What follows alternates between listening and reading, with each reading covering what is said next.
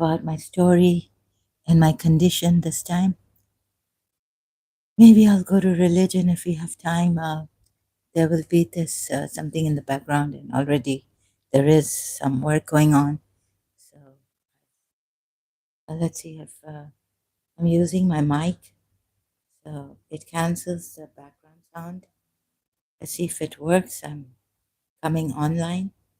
Going to be online here. It takes some time on live stream on YouTube to where it started. Sound, sound's not coming. Oh, it is. It is. Okay. So, hello, greetings again. Just started before the live stream starts here on YouTube. Slightly, a few seconds late, not immediately. So, I've started to talk just about my case, and it's let's see if it goes to religion. I'm not sure. Sorry, my thing condition is such. Feel tired, attacked, seen, violation of my privacy. So you see, I've been going through some gang stalking videos that come on my feed. This one, for example, and so many things like why I came online for my case, and those who tell me not to, either they're ignorant, very ignorant, or they're my enemies, and they're a group of these gang stalkers, and they don't want me to, tell people, although you don't have to be my friend or agree to this, but should give me that, thing that, okay, what she's doing this, she wants to do this. Let's see, instead of just telling me what to do and what not to do and how wrong this is, or what is right for you and what is wrong for the other. I don't want you to be my friend, but just if you're caring and if I could, whatever could happen. I didn't know. Even now, I'm in pain. Gang stalking videos. Someone could take action. Someone, now we have enough. They said for M Cultura that I did research on, or just reading on online search in Karachi years back in year 2000 when it started on me and I didn't know what this was. So now I can call it, since I did research online, distance mind control. It's like black magic, someone does black magic on you, or it has schizoid symptoms, like you're being watched. All these voices are coming through the other areas you feel from your body, and burps and God knows what, and you're half possessed, but you're not fully possessed. So this has turned some of my family members, relatives against me, and I had to bring out from childhood, like I had this wicked grandmother and the whole story, and then I got into trouble with her because maybe I said something that. So when you say something, when you complain against a narcissist or a wicked person, and they don't want you to know, they don't want anyone to know this, except for you. You found out their secret. Then they get you very badly sometimes. Very vindictive, and they're so clever, like no one else would know about this, right? The way they do it, right? So you're on in the bad. Like from childhood, I've known that when I objected to something as a child, very small, and of course she didn't have her husband with her. He had gone away. Then he came back and she didn't accept him, but still he was coming back to Karachi, to this house of theirs.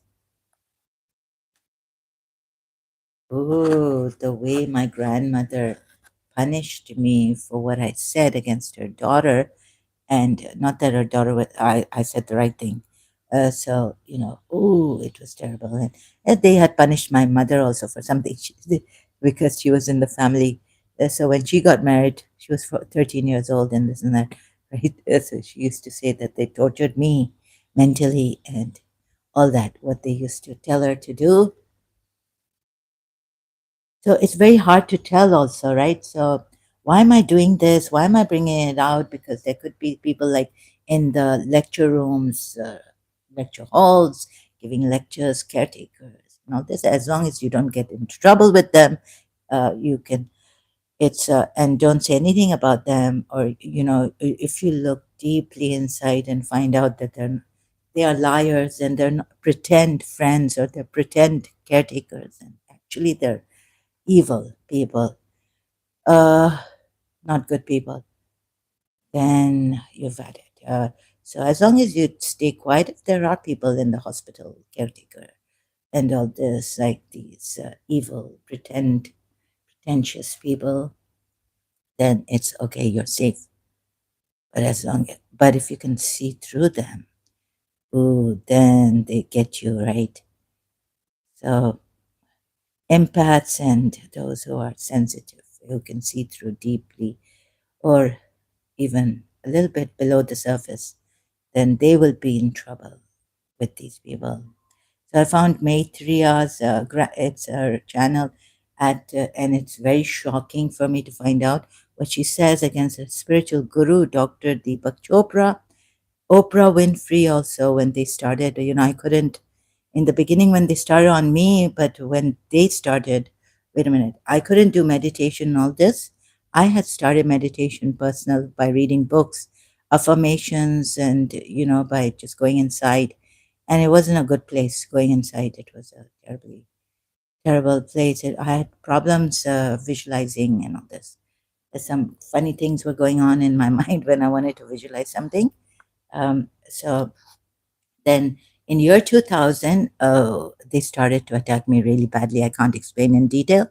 That's like, then it's like schizoid symptoms. I suffered very greatly, and even my body was hurting and molested with this energy. And the her patience in me wore out, and I started to, I was compelled and all this. Anyways, I couldn't do meditation because of the voices and this and that.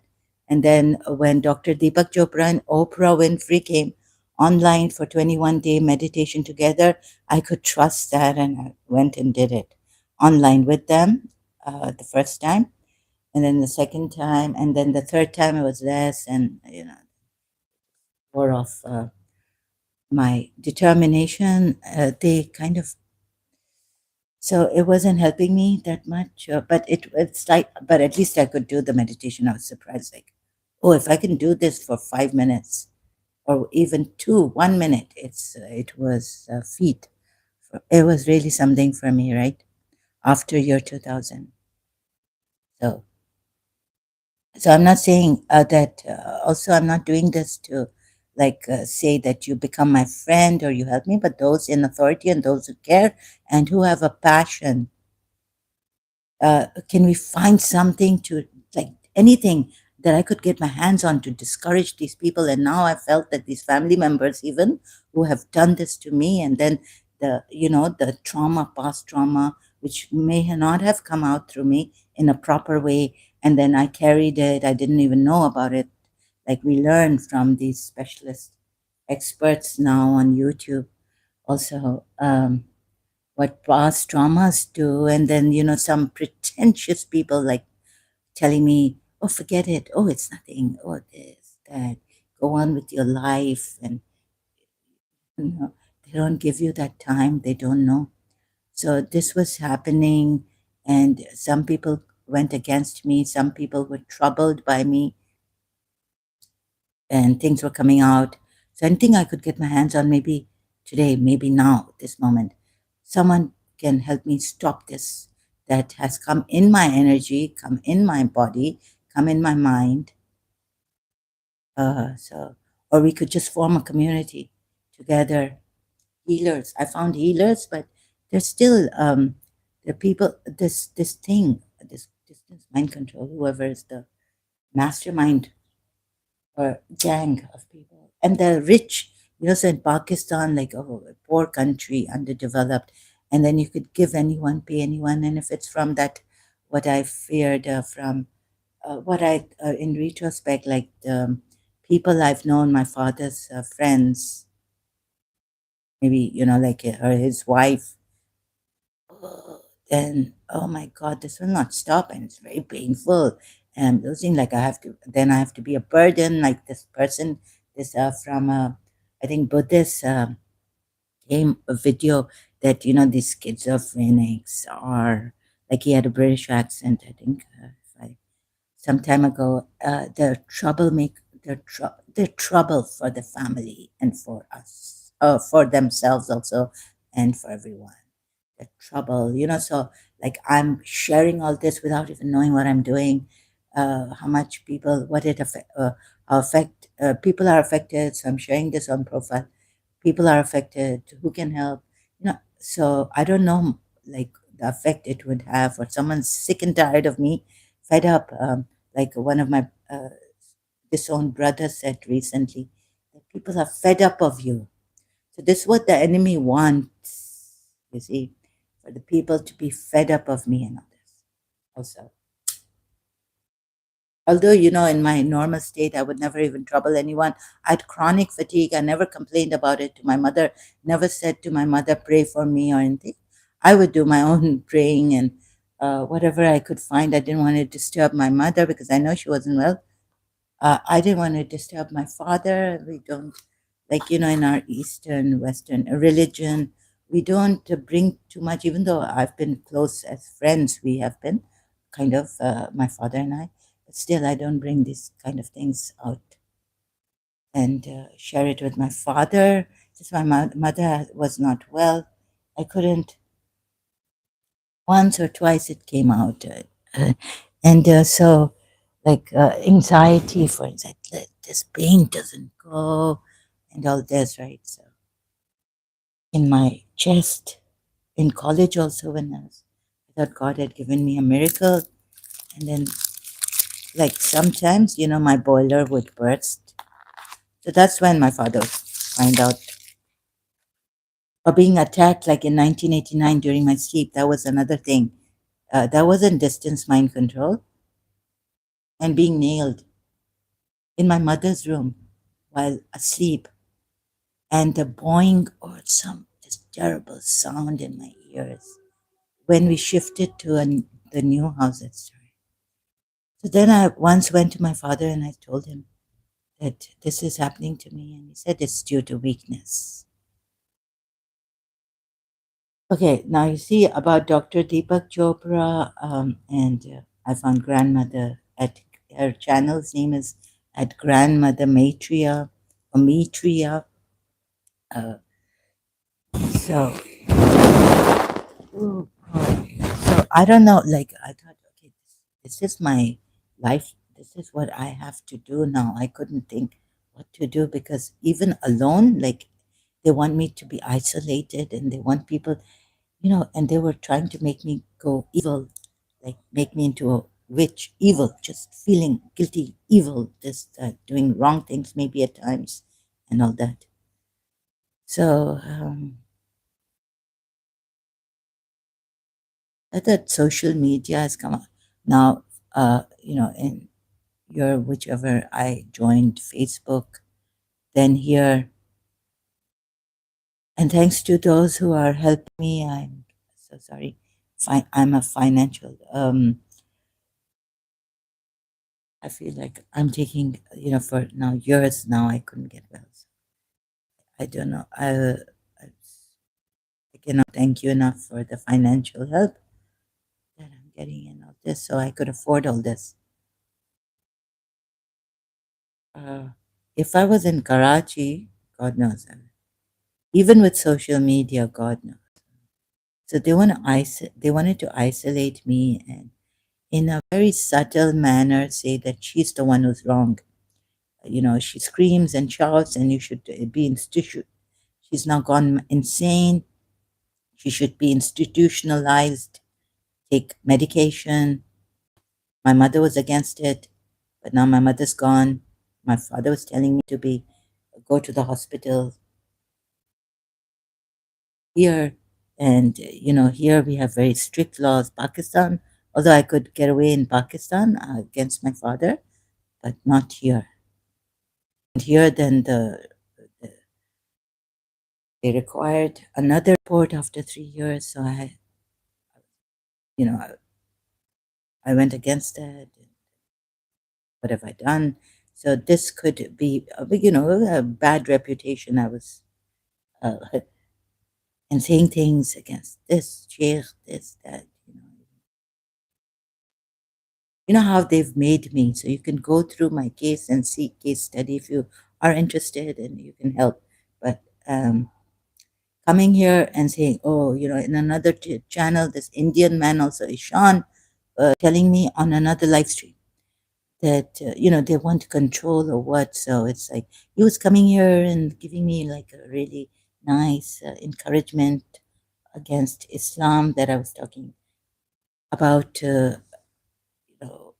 and helping Muslims. But over there on a live, like Irfan on Facebook, no, MSN Messenger, I mean, like, let's go to sleep. And, so they want to parent you when I'm old enough.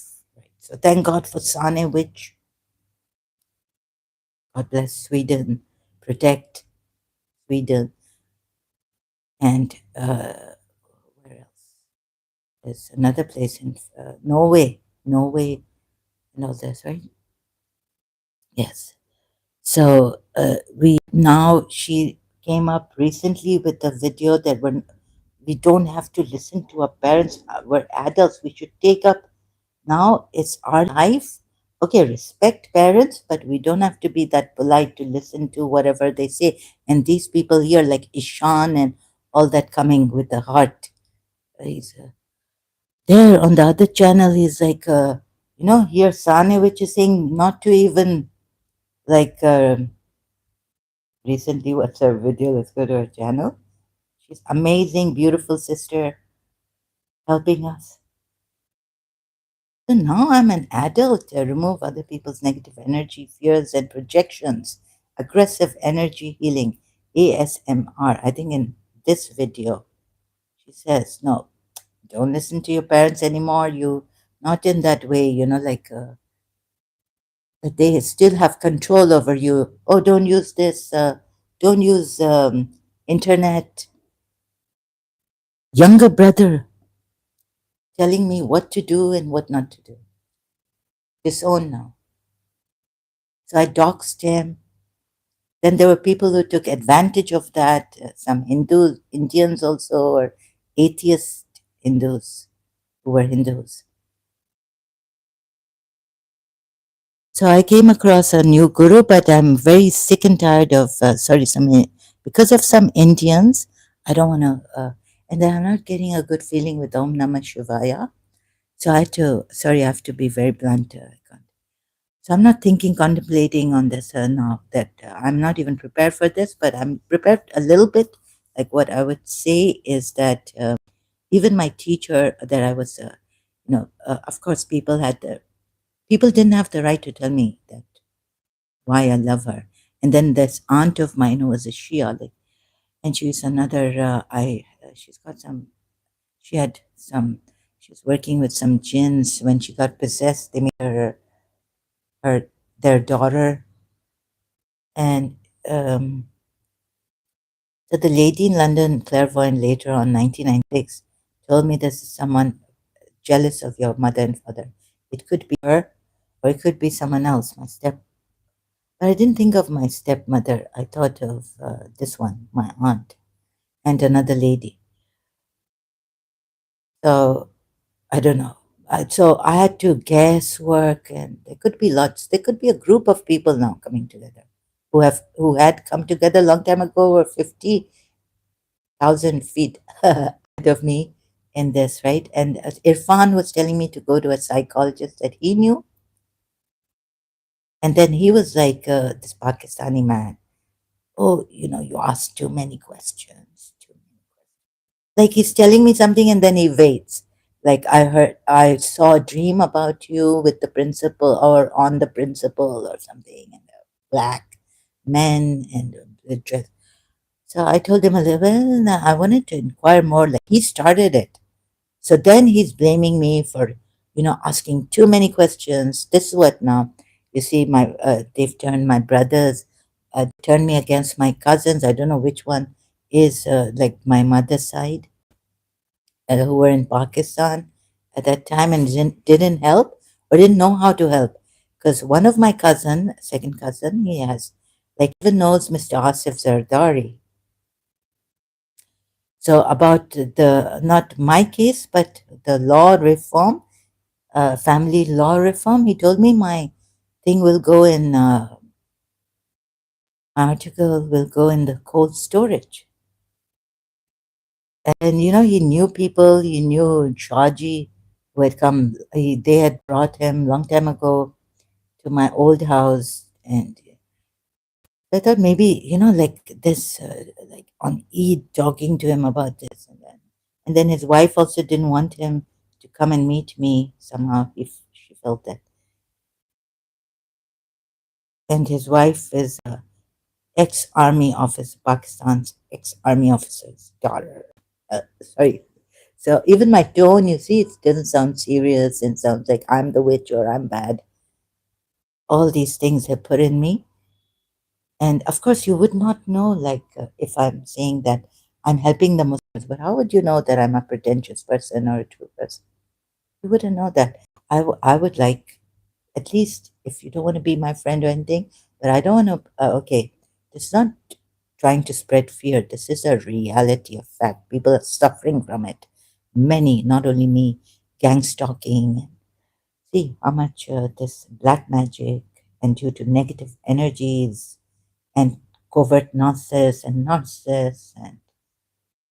psychopaths, they've been trampled upon. Some we've lost. How many? We don't know. So you wouldn't know, right? So on one hand, the fact, and then the other hand, making you aware and making you, let's see if we can find something strong. So you find for yourself, not like my father or someone, there's no black magic, pray 5 times a day and it's going to be okay. Follow your religious rituals, principles, and you will be protected. Or wear this Allah locket and you will be protected. It's not like this. Even Job, no, Ayub, yeah. In the Quran, God tells him, like, take twigs and hit them on the floor or something like that. Himself, I don't know. The method sometimes. God doesn't help directly, but just I put the whole Quran on me and the energy was still going on molesting me. So this that you should get your protection if you're in this. Don't want I don't when I separated from my teacher, it was enough for me. I didn't want others to suffer. And then recently last night what has happened is I'm watching at grandmother Matria's one on Michael Jackson, and that poor Michael Jackson, he was innocent, right? He was a star in his own this she tells us. But so I got really I was like, oh my god, poor. Oh my God, what they did to Michael Jackson, right? I found the truth out through trusting in her energy and her free, what she made out. Grandmother Maitreya. So, guess what? The voice inside. Now at least I can distinguish. It's not mine. It was a man, young man, telling me, "Uh, are you really sad about Michael Jackson?" Right? So these kind of ways, subtle ways to make you doubt yourself whether you really care for humanity or not. And there are times when all that good is squeezed out of me and I was chasing goodness, good, be a good person. Inside it, I couldn't find it inside. There was darkness, depression, all that. So even after the miracle God gave me, a savior saved me somehow at the end of 1989, and I was able to leave my teacher. That means no more cards under her main door, slipped, nothing, no contact. I left it. So, but the thing was that point. So, was see, I didn't go. It wasn't like I was like the priest told me that you, you're like a possessed mother of. But the moment God gave me patience, see, God, it was God who was not giving me the patience. So in our religion, it's all good comes from God, not from us. That's what I believed in. And I was praying God to give me the good because we are not taught to find the good inside. It's in us, and or to do something for the sake of goodness or love for the sake of love. No, do good for the sake of God and see that it's not you doing the good, it's God giving you the good to do. So all these things, I do. And then here last night even, can you believe it? Like after all I have water, I have salt, I have sea salt, I have bells. So I'm just sometimes very tired. Forget it. So thanks to those who, whatever it is, the energy, the good one, it's kind of like Zoroastrianism. Ahura Mazda and the evil, they're fighting each other, and I'm caught in this. Like one of my ex friends said that. Now get on, like what is this? Just shaitan, shaitan, shaitan, and even in Christianity, right? Or even the Hindus. My Hindu friend in London told me that Devi has conquered all evil. And then surprisingly, this Muslim friend who would not, I don't know, only Quran or God knows what, right? Whatever she likes to, whichever hadith she likes. that, so now because you see, she told me when I sent her that music is haram, songs are haram, that what junk said. Like this is all junk, right? So from her side, it was like, I don't know which kind of a Muslim, Sunni Muslim she is, or just Muslim or Quran only. But she told me that in year 2000 that so Irfan really liked her. Yeah. So I told her, what is this? So she's telling me that, she heard or some hadiths is their life story of Prophet Muhammad. From there, I don't know where she took it. That Prophet Muhammad liked a girl yeah, humming a tune. And so, no, no, music is not haram. How dare you give out, like, but at that time I was a Shia. And I did some research on Sunni. Somewhere, some Sunni sects, like maybe Hanbali, Shafi, I don't know which one has makruh, but some Sunni sects have haram. Schools of thought, we call them. Sunni schools of thought also, from the Hanbali, Hanafi, Malaki. So right now I can't, show you which one actually. So there's one makruh that you can listen to it. It's okay, one school of thought or two schools of thought. But in one or two schools of Sunni thought, there is also music is haram, forbidden. But makruh is like it's undesirable, but it's not haram, right? To listen to. So she has sent me. So that's why I talk like that about her.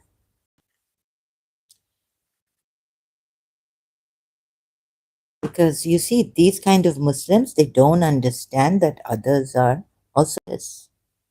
There are other Muslims, not just what you believe in or the hadiths you have taken or which is to your liking or which makes sense to you, right? And in your whichever, because she was born in a Sunni family. I don't want to talk about her. It's terrible for me. I want to cut off with this energy. And they have a good PR, and I was like reserved, so people thought I was proud at times. Like people thought that I wasn't putting people down. It was just that I was in my life and family. Yeah, okay. Now one birthday was big, very. My mother, she invited her relatives far off, and it became a very big birthday. The last birthday that my teacher came to, and then she didn't come. So because of the problems, like I went to her house and I said I'm scared, and there were these new people, Iranian, from my father's side. From my father's side, he had married an Iranian long time ago, and then he had like five, six. daughters from this lady, Iranian lady, and they were somehow terrible when they came to even like my family members, my father's side. So they started to, mess up my birthday, 1983, and they had a hot shot, someone from their aunt, the mother's niece, who had come to the wedding in Karachi, 1980. The wedding took place between her, this Emirati Iranian mother origin, and my father's brother. So, God knows this Iranian uh, niece and aunt of theirs, right, who was in America and Shah of Iran time, like they like to show, whatever, even Shias and all this. So she was like that, right? Uh, Stripes she was wearing on the Intercontinental Day reception, wedding reception. So I heard that she had someone, top, of her husband, in America. Maybe they did something set up to, and then I did feel scared. So here, this lady saying gang stalking in Canada. She's in Canada. Gang stalking is spiritual warfare. So here she's saying, they give this fear that even when you're trying or something, I can't remember that, you feel like, oh, you're scared. So I had to go to Mr. Shah's place and say, I'm scared, Mr. Shah. Right? And they even, I think, fixed a marriage thing with these Emirati Iranian for my aunt who got possessed in my room 1982. And so the one daughter ran away and she eloped with a Punjabi Pakistani. So or some Kashmiri or something, I don't know. Punjabi, I was told. So they must be very rich, going to America and all this, and they have they have all the strength with these gangs and doing this to me. And the lady did say, the mother Irani did say that she's a witch, a kind of witch. She even got angry at, she had a fight with Haji Habib's second wife, my in at the wedding 1980, her daughter's wedding, eldest daughter's wedding with my uncle. Sorry. So, and even her daughter's like Faryal. And Faryal very like cat. Iqbal. At my place, right? Who was it? So, about these people. So, very like jungly, wild.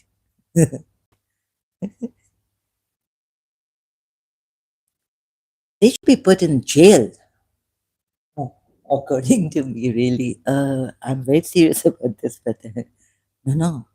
These people, I realized in retrospect, year 2000, that many of them should be in jail, my relatives and family members. Yeah, it's a crime.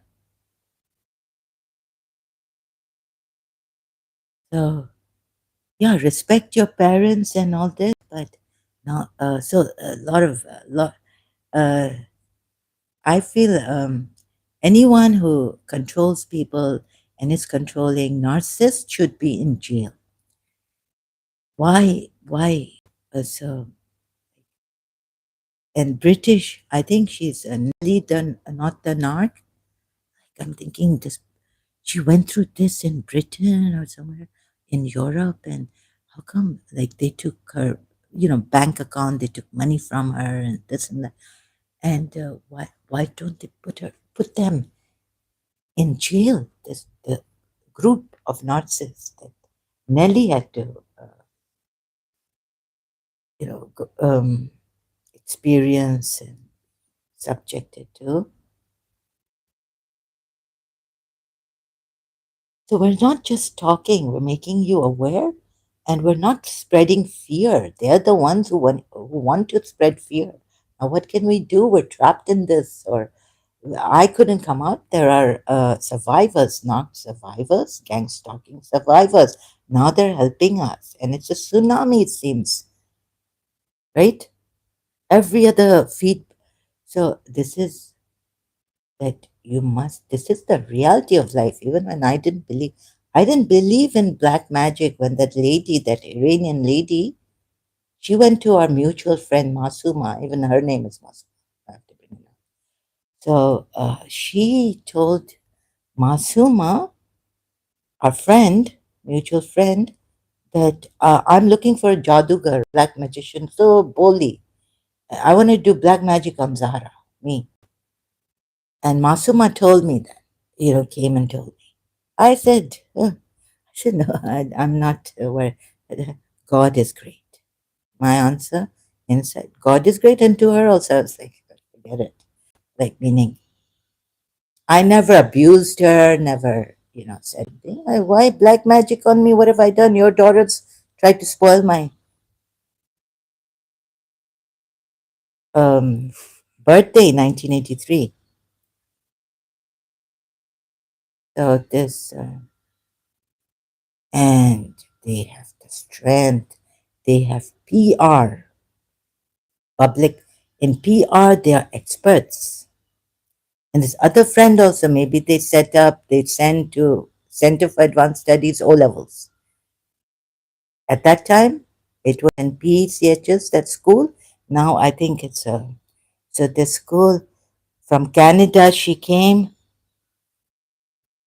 Center for Advanced Studies. Uh, Sometimes Mrs. Najma Shamsi was the principal, and at times when I went back, when I left it, went back, Mr. Sami was in the office, but he was the founder of Center for Advanced Studies. This is the school, Center for Advanced Studies, and I think everything should come out, Center for Advanced Studies.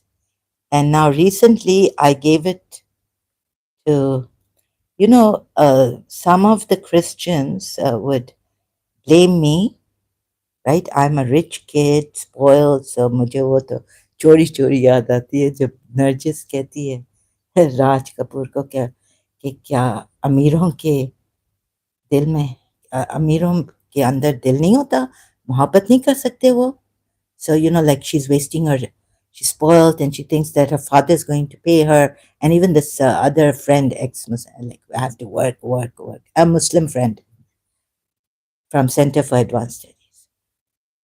Abhi, I could hardly make it for in a day to school in the morning, and I'm hearing and I'm grieved for my teacher separated from her. Center for Advanced Studies in Karachi, where is it? So all this coming in.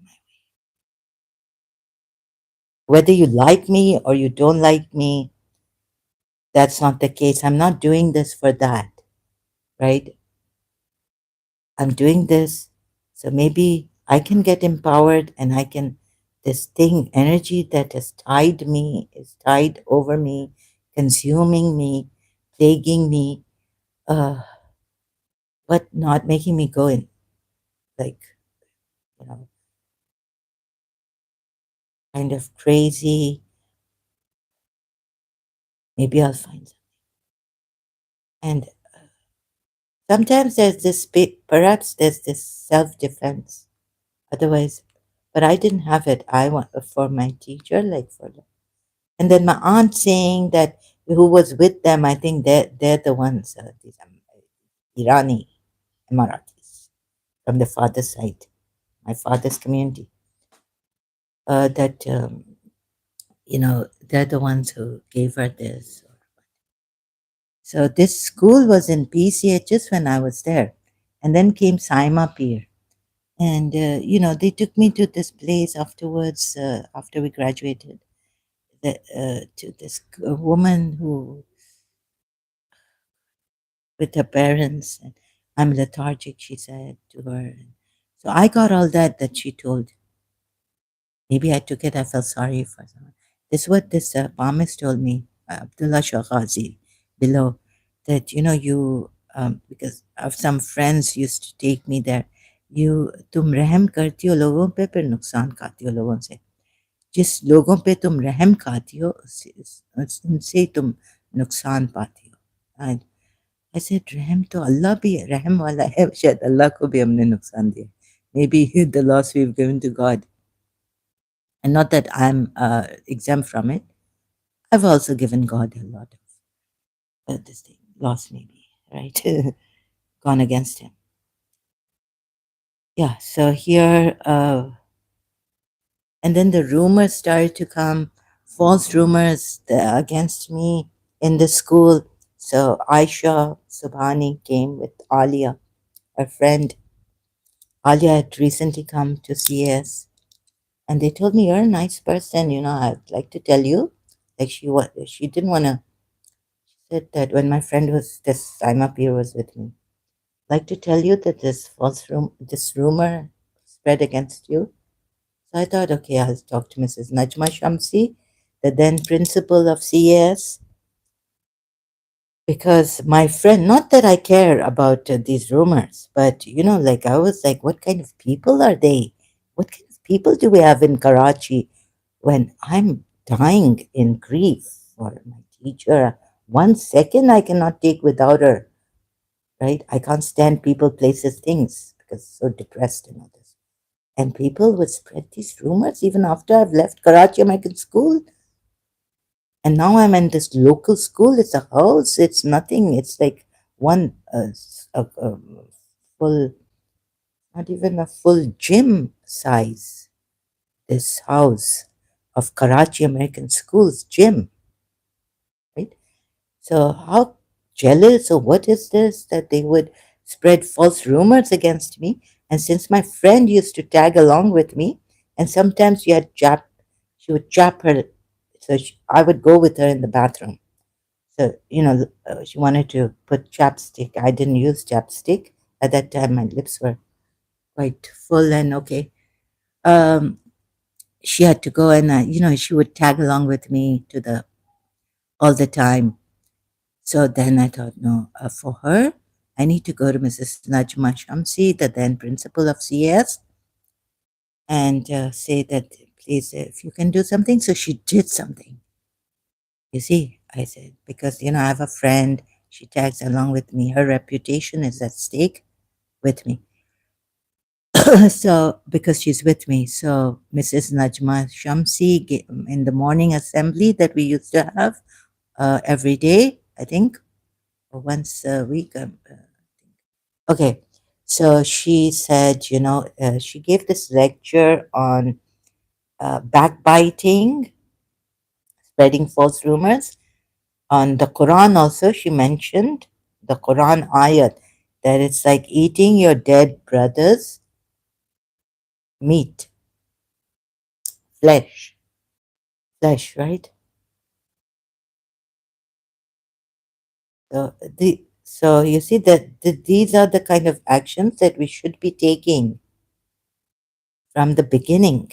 Nip it in the bud, not allow this thing to go on and on.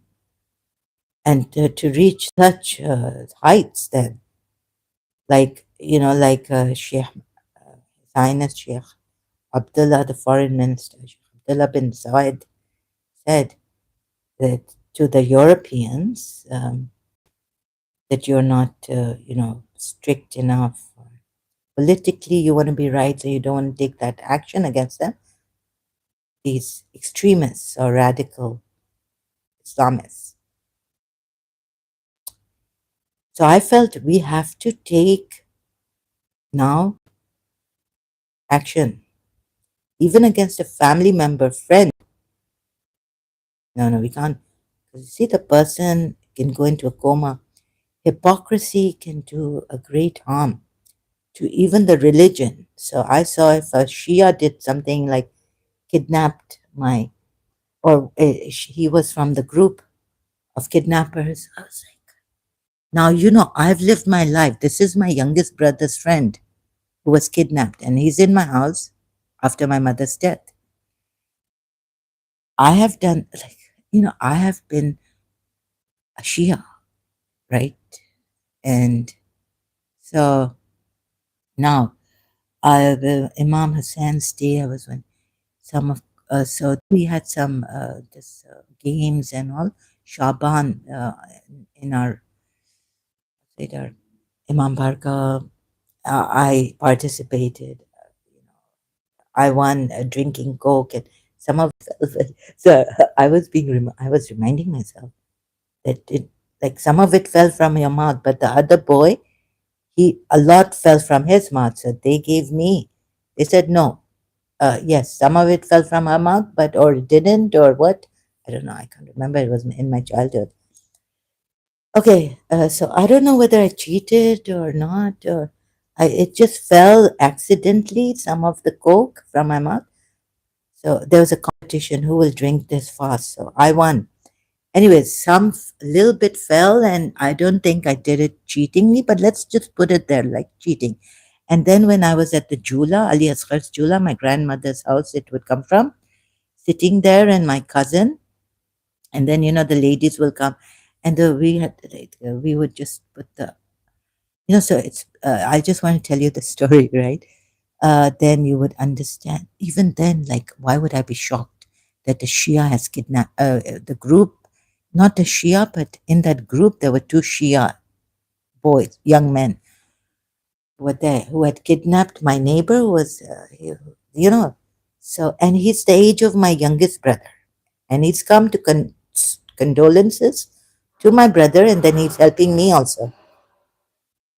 Oh God.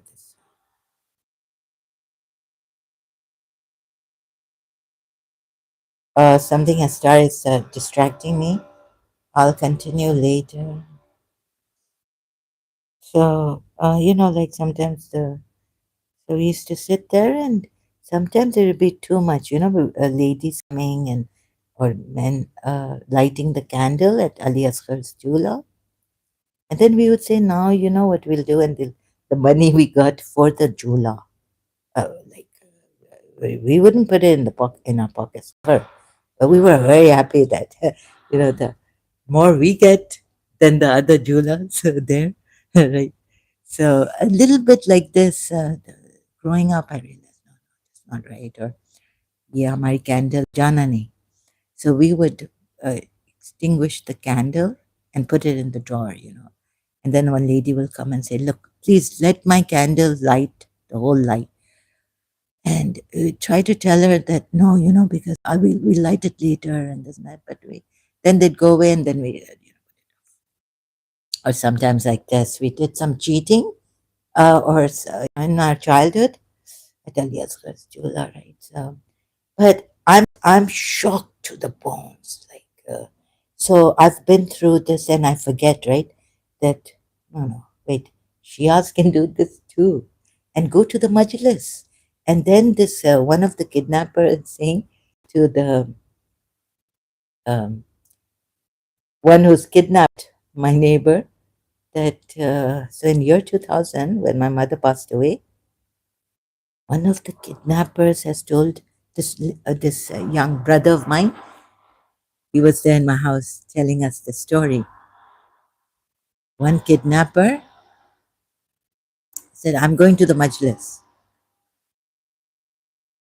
I was completely shocked at that, right? So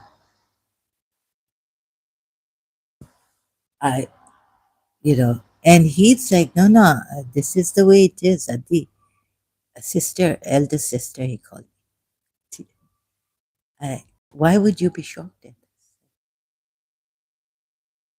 So at that time, or like, but no, no. So many years later, maybe I forgot how I was, or at times, little cheating here and there, maybe, or not realizing what kind of Shias were we. Right? So I had to remind myself this time. Oh, you remember recently also when you were a child, sitting at Ali Asghar's Jula, from your grandparents' house. Oh, yeah. And and all this. But I was shocked in year 2000. It's like I was newly born, right? But I realized over the years when my what my teacher had taught me to speak the truth, what no excuses, even like just speak the truth. So I realized that I forgot. Then I was like all the time working on myself during the separation with the psychologist to be a good person, speak the truth. This that 6 years separation, 6 years with her in American school, 6 years in the separation, working with psychologists also. Speak the truth no matter what. So like that, and the hypocrisy. When I started to do this, any kind of hypocrisy in the Center for Advanced Studies, because in my O level time years, I was like, I'm allergic to. I can't stand hypocrites. And the way Miss Disa, my teacher, had made me train, I just couldn't stand hypocrisy. I was like, I'm allergic to hypocrisy. Hypocrites. I can't stand them. I became and then when I joined college, I was like, relax, just here and there. And when I got over, when God gave me patience, I got over this too much. Even my aunt used to say, whom I was close to, like, be a little carefree.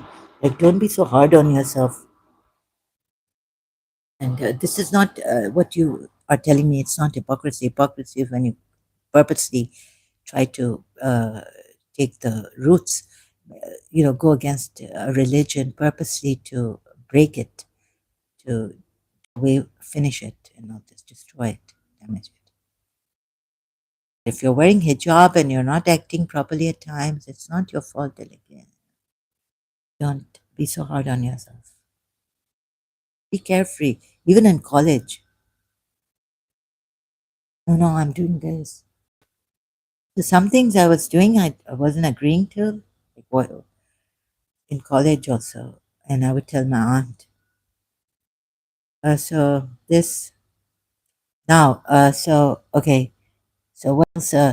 Recently, you see, now can you? Oh my God, I would like to go and say to this lady if she does it for free for now, grandmother Maitreya, right?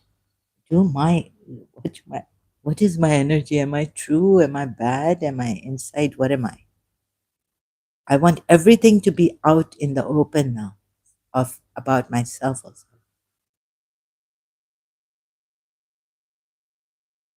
So after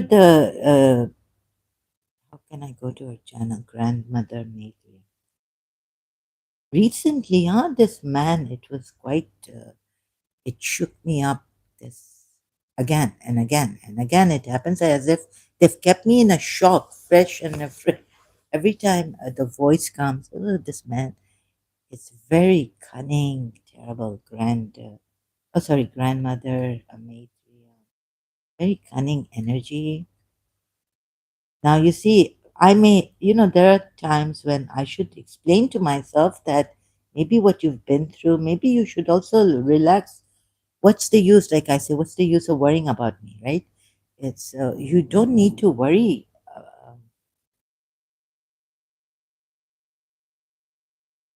Or just, like sometimes I had to make my heart very strong, stone like in year 2000 because women are crying saying help me and I'm sinking in quicksand. How can I help them now? Afterwards, like I realized Maitreya with Tiffany videos. Okay, so at this, when I saw the Michael Jackson and he's innocent, my heart went out. It was very sad. See what people can do to each other. Michael Jackson energy reading, media setup, and soul light. And I don't want to harm anyone.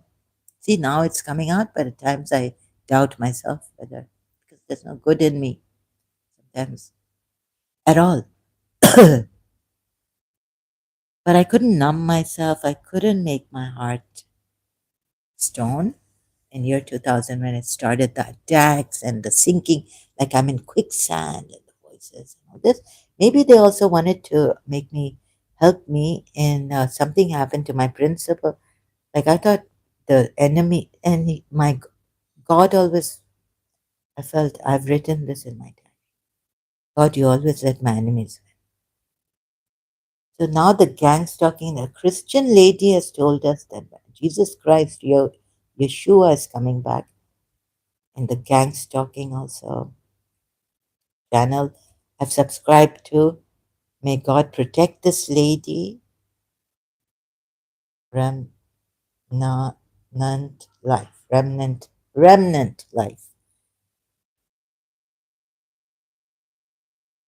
And it's going to be big. It's going to really be a great destruction for these evil people.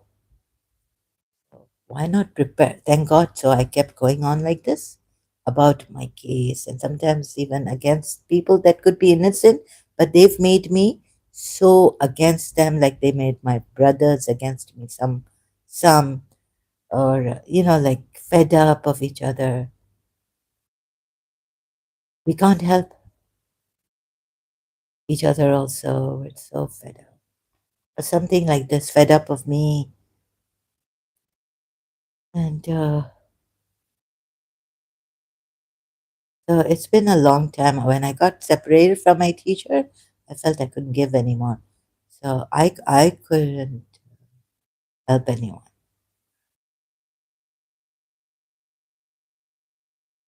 Then my aunt was like, "You worship her," or Abna or some.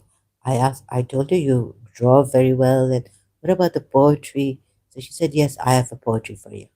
Like against my teacher, "अब ना उस समत नजर जाएगी, ऐसे गुजर गई है, गुजर जाएगी." Then I found out it's some Pakistani ghazal that she had given me. So I told her to write something in my diary, and never did the well. This means that never will you go to Miss Dissa. Never. Oh, I mean, like even if you go to Miss Dissa, she will not come back to you. And that came to her jinns, must have, with her jinns help. And another thing my aunt said was, "You worship Miss Dissa." Worship. Love. So this lady, she's a Christian from Remnant Life. Talks about gang stalking and Yeshua or Jesus Christ coming back. But I'm not Christian. I'm a truth seeker, and I think that even some religious people are pretentious and hypocrites. Are there, and it really does a lot of harm to the religion and to the person who is wants to be true, wants to be sincere, but can't be that much. Like I can only talk from my experience. I couldn't be a alima, a religious scholar, sincere, true, but tried. Later on in my life, like year 2000, that's when that text started more fiercely and intensely. And another thing I want to say is that, oh, so, but love. So I have sometimes thought that love is my religion. Like so, coming across a guru and all this also, and recently I just got very angry. I took the trauma out. So I was told that I'm a Muslim and I can do this, right? So last night I just gave it to my teacher. She's gone now, but I just took the trauma and I just found the true right words to say. What did I say? I said that Dr. Ahmed was right about you. You are a wretched woman. You thought that I was a. Because you see, my principal, when I went up to her, she was also my principal's teacher in college long time ago, and her sister was is my principal's friend, younger sister. my teacher, who I got very attached to in Karachi American School, 1978. Uh, so I said, because see, when I went to the principal and I said there were rumors against me, so my principal said, knowing Miss Tissa, my teacher also, she said, "Can you blame them?" So I kept quiet. I left the office and I'm thinking, can I blame them? Like, but no, because false rumors spread. They said, it's like I started. "Hmm, of course, I can blame them because you don't spread rumors against someone." But her way was that people are people and they're going to spread rumors, so why give them the chance? Can you blame them? You can't blame them. You should blame the teacher that left you like this. And I told her, "You left me all alone." And she said, "No, I didn't. Like, not with my family, but like leaving me would make these mouths open, right? फिर क्या क्या जाने." Oh, so late. Dr. Emma didn't tell me later on. She told me that she missed this out. But she told me she had told me that time in 1986 when or seven she had an appointment. She's interview appointment and talk with Miss Tissa in her office. Miss Tissa came with her friend, and Miss Tissa said, "Oh, I thought she is." You see, Miss Tissa saying, "I'll talk to your doctors." Miss Tissa didn't want to talk to me directly about this. So this is what I got from the doctors. Now I tell myself, you have to believe in what the doctor says, whether they're lying or what. So it was Miss Tissa who thought I was like that. So then I wanted to ask, and this is what Dr. Ahmed asked her, for 6 years, why were you friends with her then, family friends? Oh, I thought she would change or something? Huh. Either change. Okay. So if you thought I'm like this, lesbian, no, this, sorry. It's not a bad thing, but I wasn't. So last night I said, "Your sister blamed me. Eldest sister came from Canada, retired, blamed me for being a Muslim, and I took from these Christians also that some of them saying that, thinking, looking down because you were Muslims, right? But you, as a Christian, you, what have you done, right? You made me think that Jesus Christ, you, in love. You didn't teach me love, you taught me hate, right? The right words are not coming. I should have come last night. But as Imam Hassan's follower, right, I never went back to her after that. Maybe one day, end of August, bas khadam shad, my religion came. It's against my religion now. It came against me, my foolish love, my parents spoiled me, this, that, so I can go there every time I want reconciliation and do all what I can, what I want to do. But I was love, and love dissolves everything, conflicts. You taught me that love failed when it's in the Corinthian, love never fails. Oh, this gets me all triggered up. I'm sorry. Very emotional.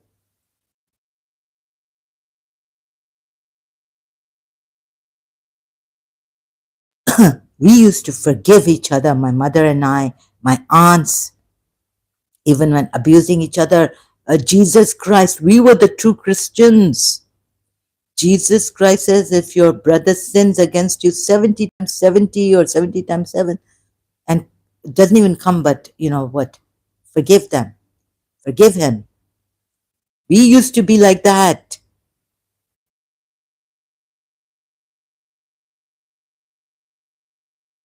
Saying Shia. So I should have done this, gone back and said this lecture.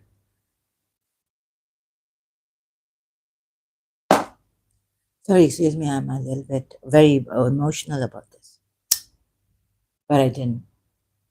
Last night I got the words.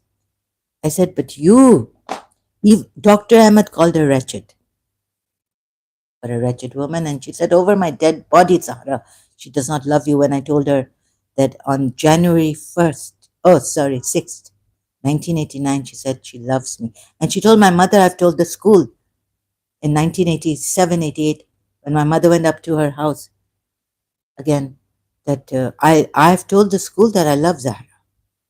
Dr. Ahmed said, over my dead body, she doesn't. And when I called her to tell me the gospel truth in year 1988, when I was in the new house, or 1989, January, February, she tells me she'll speak to the doctors and she put the phone down on me. Now, what do you expect from?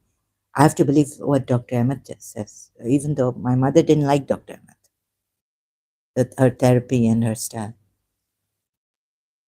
And I heard she had another cousin. It's a long story, yeah, that who was in Karachi University with her, a student, a cousin's friend, female friend, told my cousin that she's said about me and Miss Desad that this was a lesbian thing, relationship.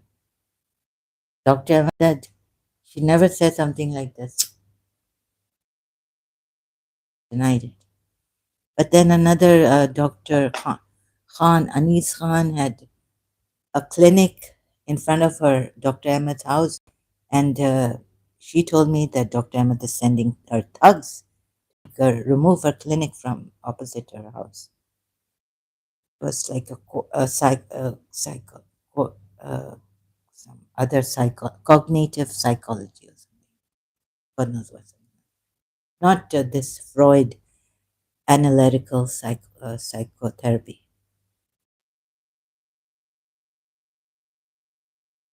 Anyways, but I don't have a choice. I had to believe. The last night, I'm not a Shia anymore, but I I have had this that you are the ones who taught me. You, I should have said it then, but I. Uh, so what did I say last? I had love in my heart, true love. You thought I'm a lesbian. Tell my therapist.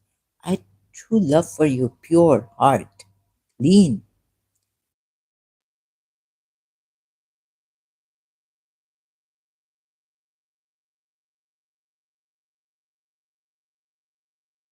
And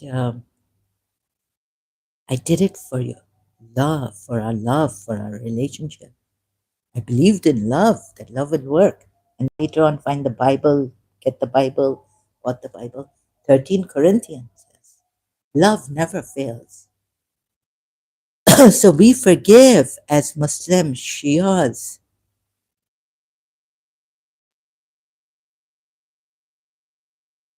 Okay, I'll come back later. I think there's a lot of noise here. And I have to give my story out. Reasons will come later on. I apologize. Why should I apologize for the? I hope I'm doing whether I'm doing the wrong thing, right thing. Our Krishna, even that I found out in Hinduism. Our Krishna, I'm saying I don't know why like this. Oh, sometimes words, sorry, spellbound. So, Sancha Naam Tera Bobby movie, Julie, Julie. Oh God, Julie, right? कि सतरज मैंने अपना हर काम बिगाड़ा तूने मेरा हर काम सारा. Jesus Christ cannot do this. You made me not believe in love.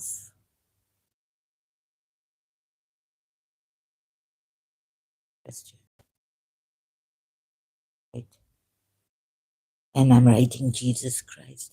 Cannot a rich girl give love to a poor lady? She was middle class, not poor.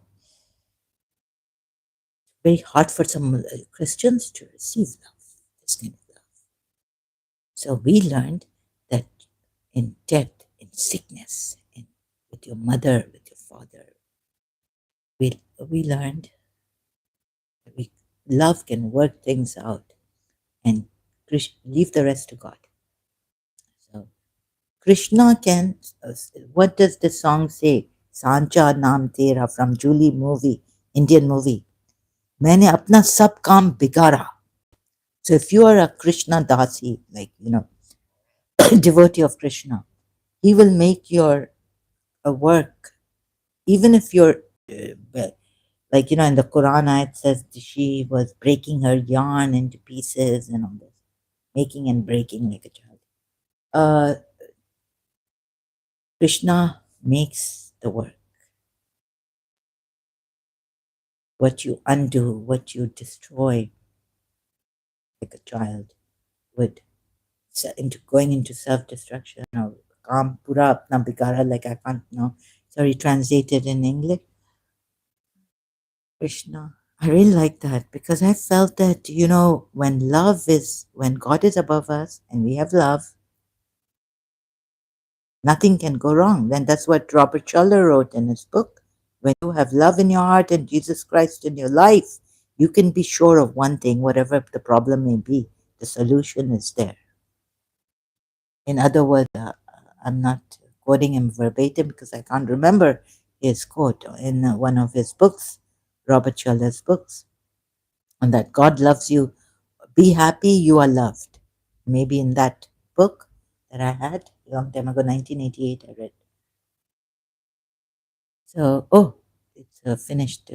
Sorry, I was very. I wanted to go, but I couldn't. Didn't leave. So, so love, like Guru, this Ekam Guru saying that, when Bholenath took him to show him the whole universe, like, okay. So he said, like, what is this energy? They're moving slightly, and he saw that they were slightly moving, and what keeps them apart and in balance, in harmony? Bholenath, Shivaji said, it's love. It's the energy. It's love, prem, right? So it's love that, yeah, just believing in love. Love didn't, although I believed love. And if you have love in your heart, okay, the child is spoiled and all this, for something you feel, it doesn't spoil you. If you have that true love, not the possessive, pampered child, or you've been taken care of by your mother, pay attention to, it doesn't spoil you. Some of our Shias also have said that it spoils.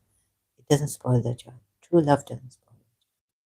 I believe that much in love. Or in my opinion, I believe love doesn't spoil any child. Love is the thing that helps you grow, the best way to grow. Not disciplining, not laws, rules, abiding by them, obeying. No, love is the thing. That's what I believed in, and that's my opinion that I held long time ago. But it all fell apart, and now there came moments I didn't believe in love anymore. Love can heal,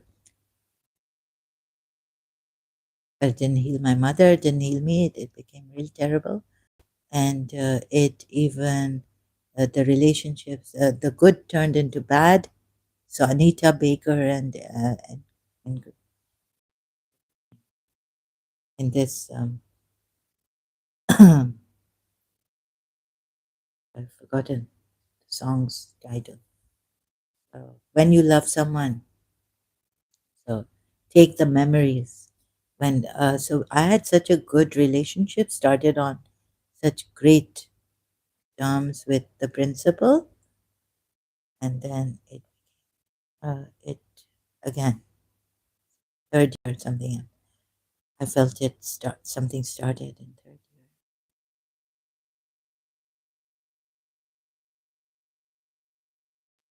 So and then the reincarnation. And excuse me, I've had some really terrible experiences with these Christians. The South Indian Christian who came in our hostel, She didn't know what my condition was, how I had to run. Thank God I found a flyer to go to a clairvoyant, and she told me that my symptoms, and even worse, that I should be bedridden. And I knew what she meant, that my whole left side hurts, and there's a witch against us. So when I told the South Indian, she was sitting with me with her daughter in the hostel cafeteria one day. I made a big mistake. She stopped talking to me that, these Christians, it's a crime, it's like a prohibition, right? It is prohibited in the religion to go to these fortune tellers. She stopped talking to me. And so I said, okay, what can I do, right? I've been nice and this, but when she stopped talking to me and she gave me that dirty look, or, when a cold look passing by me in the hostel. For some time she was there, and she was as a senior student somewhere in some other college. Thank God, not my college. But I had enough of her in the hostel, right? Whenever I go, like, oh my God, okay. Um, this Christian South Indian. So she stopped talking to me, and she got angry at me. That why did you go to a fortune teller and this and that, as if I've committed a big crime. In their religion, it is a big crime. I should be in jail or something. And then on the other hand, Jesus loves you and forgives and this and that. But I don't think he forgave a fortune teller. He said, "Oh, Satan, get away from me," something like this. Anyways, so only the Holy Spirit you're supposed to. The Holy Spirit, even in my religion, wasn't helping me. I had to get a confirmation from another person, I guess. And it was like coincidentally, maybe the divine wanted me to hear this from a fortune teller at that time. That it's not you who gets angry, violent things that I've done in my past. It's not you. The lady sends evil spirits. So I've called on Gabriel. We also have Gabriel, Holy Spirit. Um, so one Christian teacher taught me that love, you can't work together to make it out, talk it out. Love fails. And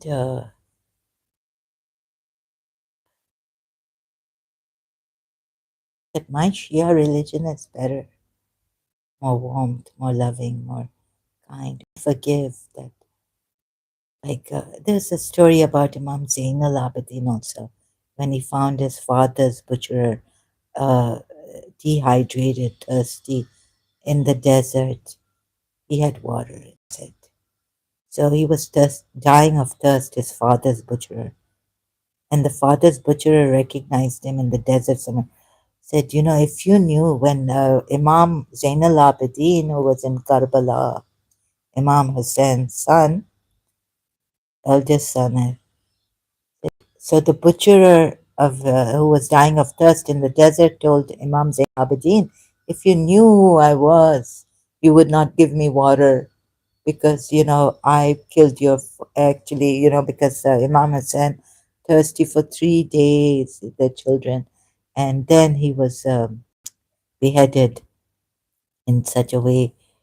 Oh, so Imam Zainal Abidin, the man who said, Imam, if you, I mean, Zain al Abidin, if you knew, or Ali ibn al Hussein, if you knew who I am, you wouldn't give me water. He said, let me. Imam said, I know who you are, but, since you are thirsty, and I can only give good, like, there's no vindication, no revenge, there's forgiveness in our religion. So this is what I was taught as a Shia, until I read the myself closely examined these Quran ayats. My goodness, that how deluded, like we've been given this religion. Uh, so this is what we believed in, right? To forgive, overlook, and a child.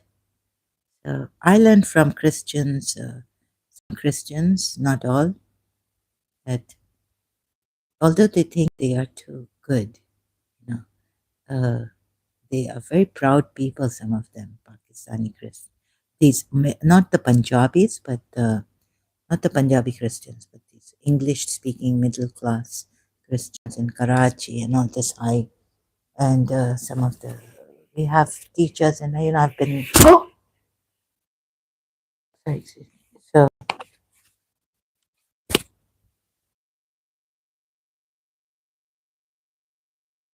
so this time I called my teacher wretched here in the room last night.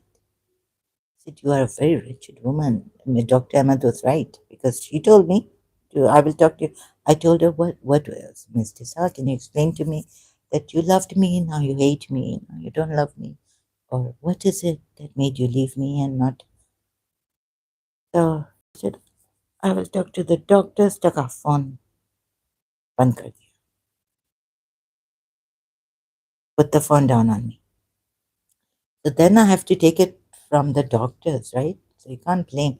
And then she's told me your doctors are stupid. Also that.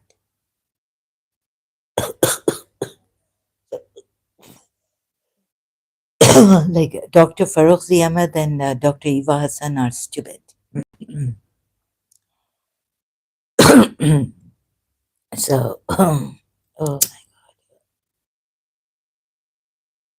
sorry, I believed in Shia religion, and that was the best religion. Warmth, love. I go to the Ismailis.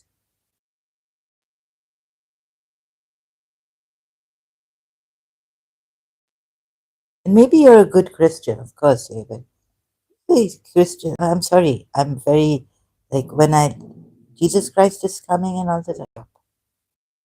I will tell you very frankly, yeah, I am very sick and tired of Christians. Okay, last night, called offers thing was coming. I think later on, later after having abused him and curses were, like a witch, I had come in year 2000, so I apologize. But I think he was, I don't know, I haven't gone back to seeing maybe. So I thought he was a hidden Shia, right? And this time I was very angry at the Shias, also very disillusioned. And see, one hand, Imam Zain al Abidin, very forgiving and forgive. So even Jesus Christ says, forgive or something. But then so this, and then while, like, forgive, I started to think in year 2000, isn't it proud, being proud? Can't we do like Buddha? There's something, I forgive you. But if I had the power at that time, like Imam, my father, when I asked him, why do we cry for Imam Hussein? There's one another thing, a reason he gave us. He gave me. Because, some Sunnis object to our crying for Imam Hussein. Some Muslims, non-Shia Muslims, also object to our crying, doing Azadari and all this. So I said, why do we cry for him? He's a martyr. We should celebrate. He won, Islam won by his sacrifice. He said, because they had the power to stop this by just one finger, and Yazid's army would have died. Gone, finished. Right? They had that power given to them by Allah, God, but He didn't use that. So, like, He didn't use that godly power to finish the army in one go by just one word, or by just pointing a finger at them and saying, "Destroyed be you, cursed, cursed." So, but you see what I found in Surah 33 now, accursed wherever you're found, massacred. What about that? So now, what I found in the Quran is completely opposite of what my father told me, or what any Shia told me about Imam Hussein and Imam Zain al Abidin forgiving the enemy. When this Surah Fat ayat, what I found against these Bedouin uh, Jews or who became Muslims, doesn't go, doesn't tally. But we learned this way. We learned the way we were taught, right, against the Quran ayats. And Islam was always on defensive. Islam has always fought defensive wars. 12 Shias believe in that completely, thoroughly, fully.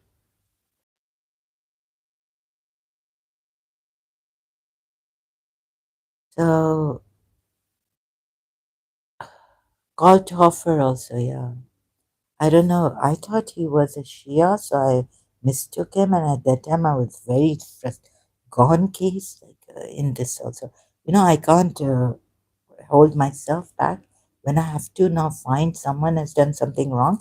I have to publicize it, like compelled. I can't hold it. If I can't, even in private, I have to talk like they would think who's she talking to. Maybe she's talking to a friend on the phone, my neighbors. It has to come out because I don't have that capacity to let it go inside and rest inside myself. There's no rest, not in my bones, not in my muscles, not in my body, not in my cells, nowhere. So I have to bring it out. I have to say it out loud at times, but I can hold myself from, slapping someone, getting violent. If someone disrespects me now outside here, I can hold myself from a man who does this in the supermarket or so. At least I can, oh yeah, when I'm walking outside, this much I can do, but there are times here in at home when I remember the past and the boiler starts boiling again, triggered trauma, I can't hold it back. I have to bring it out, say something, or then, the emotional tone comes out. But outside, I can behave until I know that, if outside I behave like this, they'll put me in jail.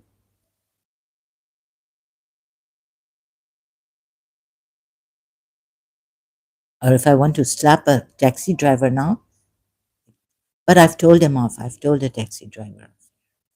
But then slowly, slowly told myself, let them, don't engage with them, um, ignore it, whatever they say.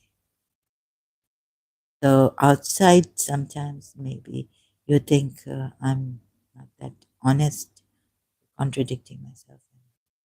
And the enemy wants that.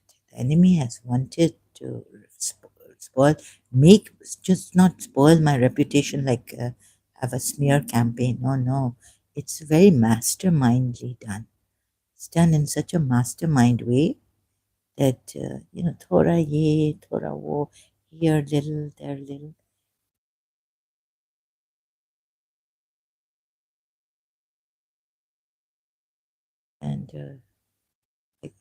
And okay, I'm taking time to remember last night. So, but I would not generalize, like, take it out on other Christians. So I kept it inside me. Some Christians had a lot of things to say against me. That, I'm spoiled, I'm a rich kid.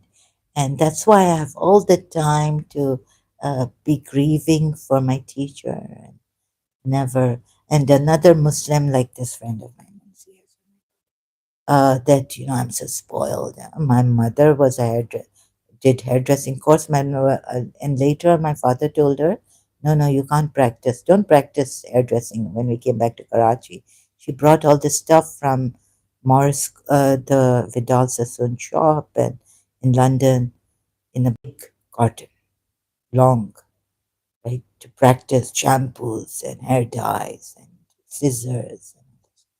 But my father told her, "तुम सात पुश्तों को मैं सात पुश्तों को बिठा के खिला सकता हूँ, तुम don't, my mother's name, don't, late mother's name, don't, like she wanted to open a, like don't open a hairdressing salon in, in, so don't practice."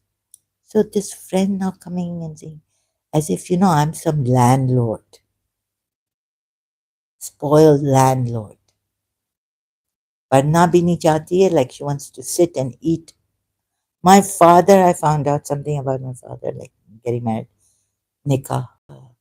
I told him, now you go, leave the house. We'll manage.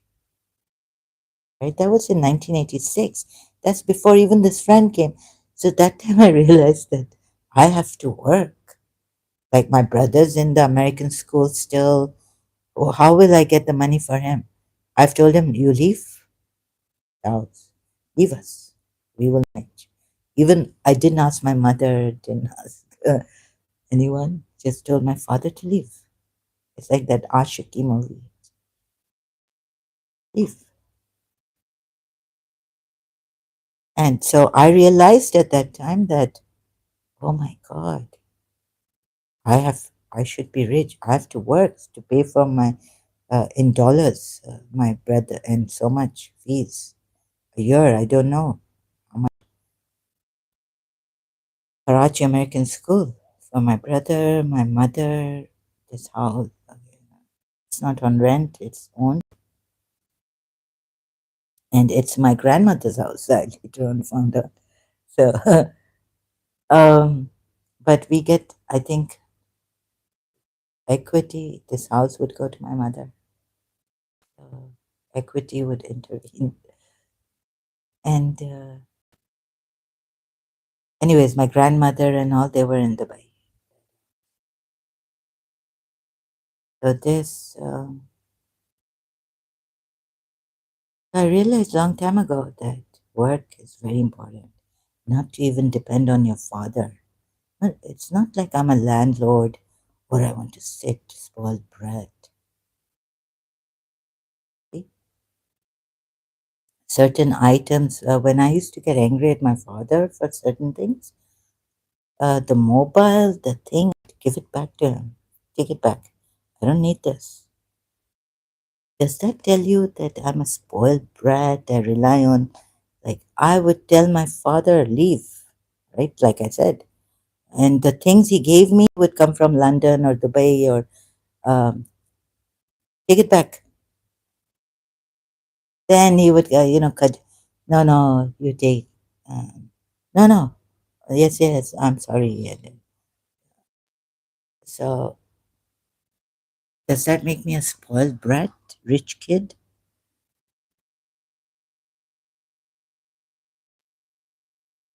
Like the Christians, some Christians also, and some Muslim, like, pep talks that financially we have to be, I don't want to be dependent on my father.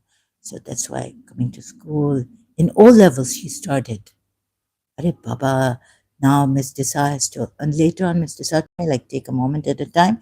And when I reached St. Michael's School for A levels, then I left that for college. But until then, before I joined college, reading these books, that moment at a time and practicing it. And by that time, Miss Desai went to had told me, my teacher, take a day at a time. I said, I can't take a moment at a time. She's telling me to take a day at a time. I told myself inside without her. But then I found these books where, when you're making tea, you're here. Then I went to a yogi also, and he's brought me in the present moment, look at the candles tip, do this exercise, and I'm sick of it. I left all these exercises. They were too much for me. I didn't have the motivation to survive. Like inside, I uh, then after some time I left that all this candle watching, and it was too. I was too depressed. I was in hell. I couldn't practice these things. Sit up and for some time, sounds one sound, concentrate on one sound, or that dot. Put your leg up with your hand stretched out and concentrate, balance on one dot. Look at it, your eyes. So these practices, like I did, but I couldn't continue with them because I was fed up of life. I didn't have the motivation. Forget doing these exercises every day, right? It was hell, double hell.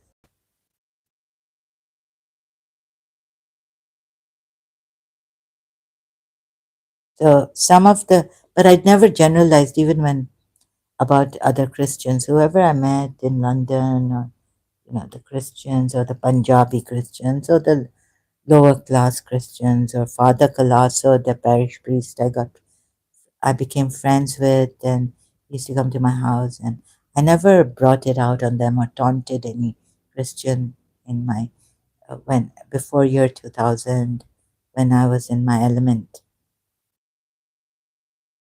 So yeah, in that way, I don't generalize to get all the Christians, right? But now, I sometimes we need to generalize. Sometimes we don't need to generalize. So that difference, that discretion, we should know. Uh, so in these cases, some cases I didn't generalize. I put, say all Christians are bad or all Christians are arrogant. Maybe but like, would you think that Obama? When I read this in the Dawn magazine, Obama said Christians. Now, is he generalizing here? He is generalizing, right? But seems like most of the Christians come off your high horses, right? This Dawn newspaper in Karachi, high horses, gave. I was like, yeah, and that was year 2000, yeah. So I was like celebrating against those Christians who have who thought that they are above the Shias also, and very peaceful religion. Obama tells Christians to get off high horse, right? The independent. And I didn't get angry at Kalthofer because he was a Christian telling me. I got angry at him because I got the feeling like this. Maybe my feelings are wrong. Maybe I got it wrong. I apologize if I got it wrong. I apologize greatly.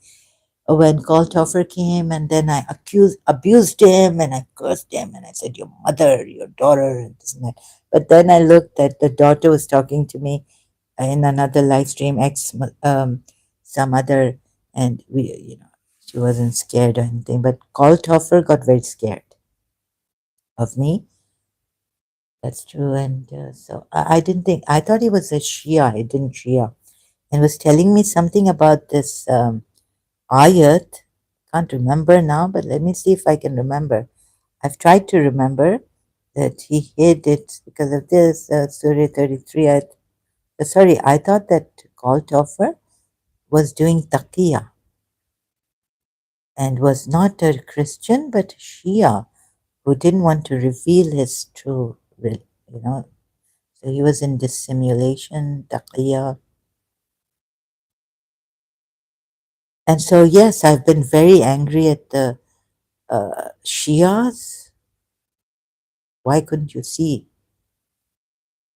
It's not our religion that Imam Zain al Abidin would have met and his father's butcher. Where where did Prophet Muhammad practice this? Where is it in the Quran? So here I'll come back to this. Look at this Surah Fatayat.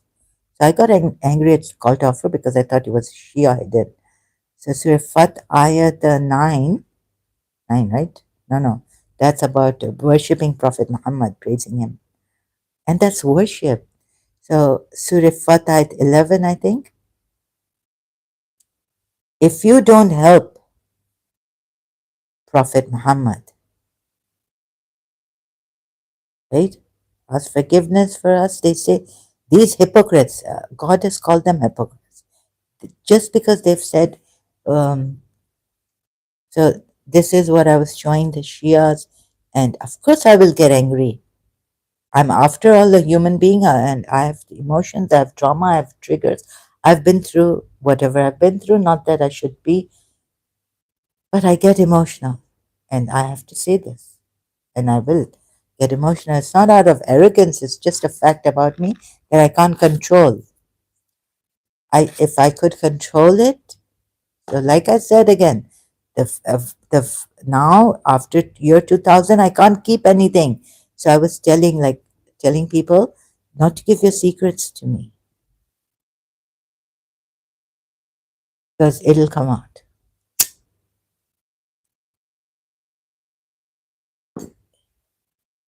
So, how cleverly the enemy has done what they've done, also that. Can you keep that in mind? Or mind can't take too much sufferance. So, you'll have to go down inside deep and rest where the resting place takes place. Meditate, like Guruji, Sri Sri Ravi Shankarji says, rest in that place. I can't find that place to rest. Another thing, so all these things together, my anger against the Shias may not be just, can be justified. Not only Shia Islam, but Shias. When will Saklan Heather coming here? No, Shia helping me. Temur, what is this? They are radical extremists and they would want to rape you. I mean, rape the girls who are not Shias. Temur would. And openly saying here, and no one comes to help here. Okay, I don't give prior notice, but how come they can come here without my giving prior notice? And no one else to defend me against these rapists like Temur, rapists, huh? And this soft killer like Saklan Heather, and this joker like Jafar Muhammad. They say with their tongue, and the liar, dishonest people. You see how dishonest your Shias, some of your, these are the ones who, of course, we forget the good, we look at the bad. Because the good are silent also. Good are not saying anything. What good are you for me? What good are you? I'm a good Shia. I'm a true Shia. Forget it. Let her fight her. Yeah, I'll fight my own. I thought, but look, those people who can come here and without me giving notice, really appreciate your help and support. No, you are not good if you are quiet, but you say only for Imam Hussain we will be loud. That this happened to him, oppressed, and chup nahi rehna hai, shouldn't keep quiet. Our religion tells us wherever there's oppression, if you can't speak, you should raise your finger at least against arm oppression. This I thought was my religion. Here, these people are saying, "Sorry, we please excuse us. Yeah, we're tending to our flocks and herds and our families, looking after them. We're engaged in this. Do thou then ask forgiveness for us. Do thou then ask." They say with their tongues, they're hypocrites. That is not in the heart. Say, who then has any power? Now, wouldn't I get angry if I now Shias like Temur coming and like also, although call to offer, but like small, like you would pick on my mistakes or something I said, right? Which, but your God, you would defend you're defending your God, defending your God too much, aren't you? Like it's too out of proportion now. Telling us that we're out of context. Sure, no right also. Now I've come to my religion, past religion. Thank God I left it. Okay, no, she's wrong about this. You know how you would fight for God and your tafsirs to defend, how you defend Prophet Muhammad, Surah Tahrim ayat, even Shias, yeah? Now, Shias mostly on you. Would I not get angry? Now, when will you learn? You see, and I'm not about extremists only, I'm about truth. So, fundamental change is needed. When I read Jiddu Krishnamurti's books, I realized, yeah, fundamental change. And even if it's half truth, it's not enough to save us. So even if even when I've left this religion, I'm not improving or a little bit healing. little improvement, not much improvement. That also maybe it's the truth, but why should I hold on to this religion with half truths in it? What is good? Like I would quote Jesus Christ on what is good, right?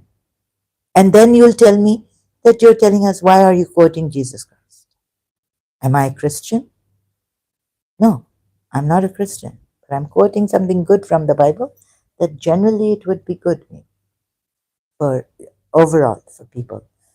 Some things Jesus Christ has said, right? But I'm not a Christian.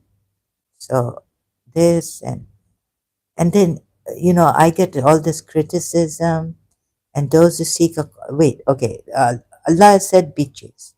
Okay, let's be chaste from among your right hands. Possess, then make a contract with them. These are among your right hands. Possess, and these fatiyatukum are from among your right hands. Possess. Although these are girls, this means from among what your right hands possess, the girls, then this would make them the slave girls. Even though some Indian Hindu came, atheist KL, or I give them a chance to say this, Fatiyatukum in Arabic means girls.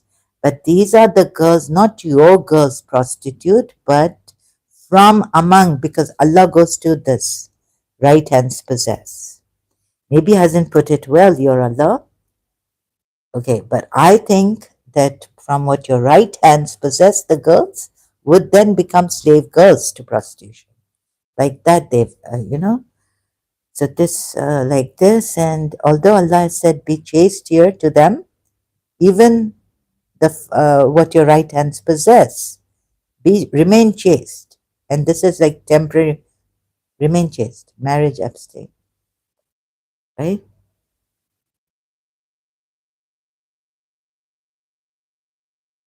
Or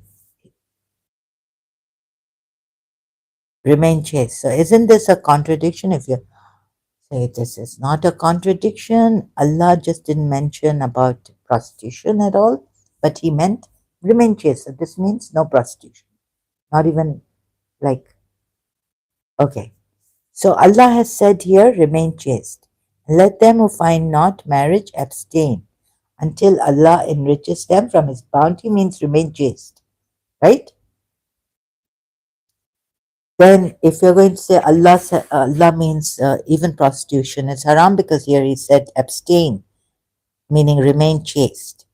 Then why does He go here and say if they desist, if they desire chastity?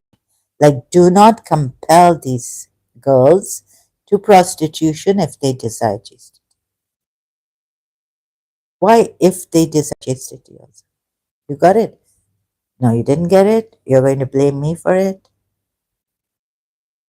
But as a Shia, I got Allah wrong. I got him wrong, right?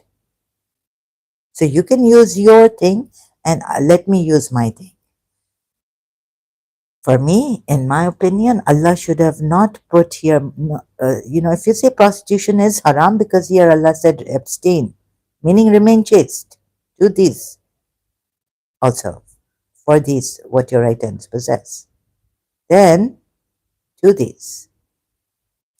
Then the girls come up. So, of course, Allah cannot mean that prostitute your girls, right? How can Allah say prostitute your daughter, your son? Oh, sorry, your daughter, your sister, girls, when she's a girl, right?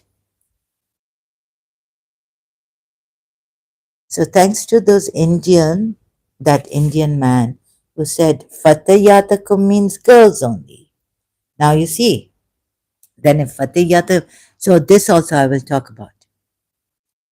Then, if you say prostitution is not allowed, and Allah has already told them to remain chaste, putting it like this here in Surah 24, ayat 33. Marriage abstain, meaning from sexual relations, until Allah enriches them from His bounty. There's a other ayat which says no indecency. How can Allah allow prostitution? Right? 7 ayat 33 says haram. Open and hidden. Hidden also. Indecency is haram. How can Allah allow prostitution of girls? Right? Zahra, what are you saying?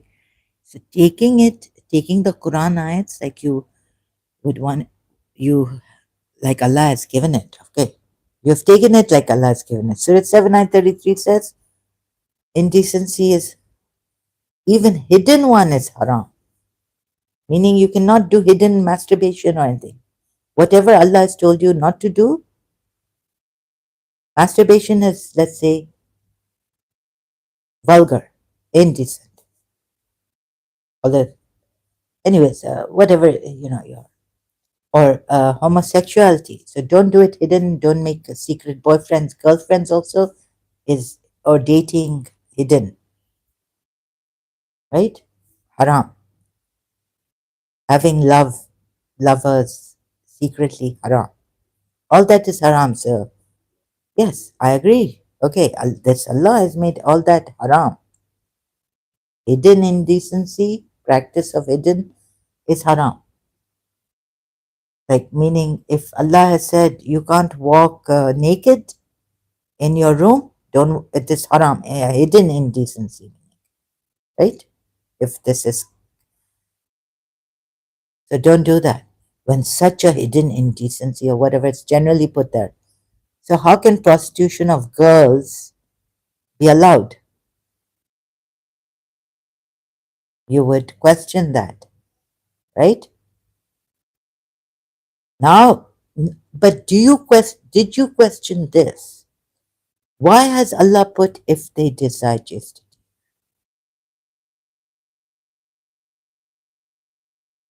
When He's already put here, abstain. And why has He put it on them? If they desire chastity. Do not force prostitution on them if they desire chastity.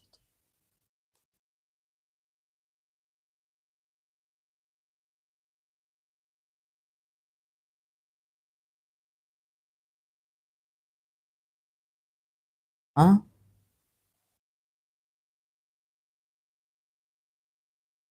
So, anyways, if you say even then, um, well, he's saying here because it's compelled prostitution, and if they desire chastity, that's what it's saying. Okay. So with you, I the logic goes this far, right? But my logic here would say no. When Allah can put abstain, meaning be chaste, why would He put here if they desire chastity? Even in compelled prostitution, mentioning don't force them into prostitution, since prostitution is haram. That's it, right? Compelled or Allah or not compelled. Why put it on them if they desire chastity? This opens the way to if they don't desire.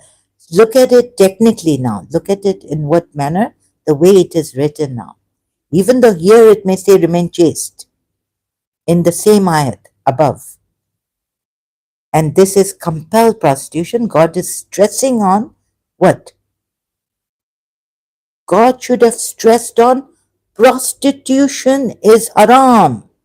That's it, whether they desire it or not, these girls. Right? That's how it should be. But your mind doesn't go there. And you will try to dissect it in other ways and make me doubt myself and go into a cognitive dissonance and come here again and again and think I am wrong.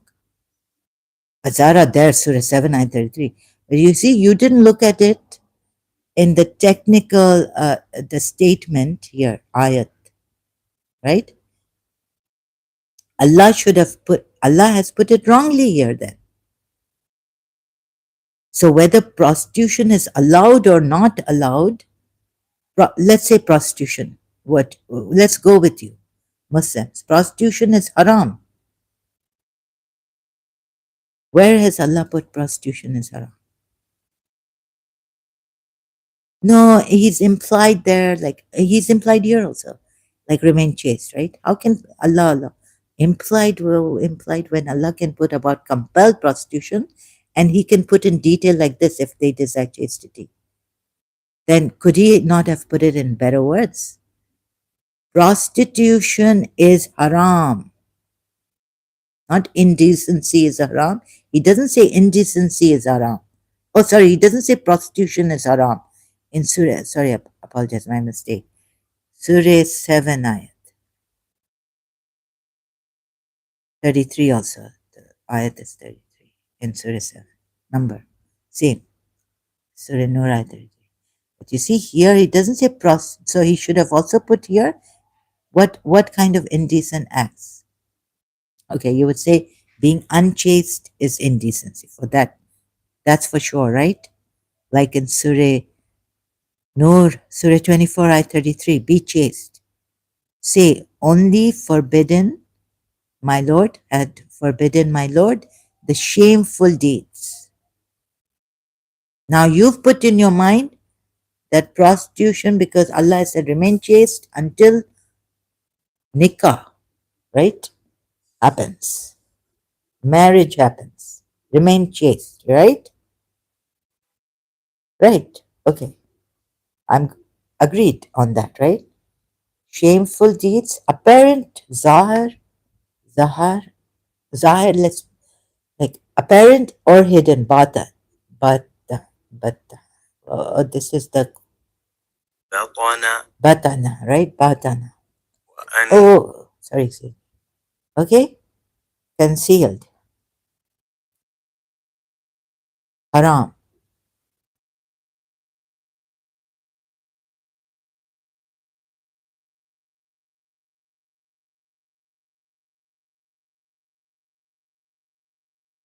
So Allah has implied prostitution is haram from this side, right? But then noteworthy, right? Why does he say here if they desire chastity?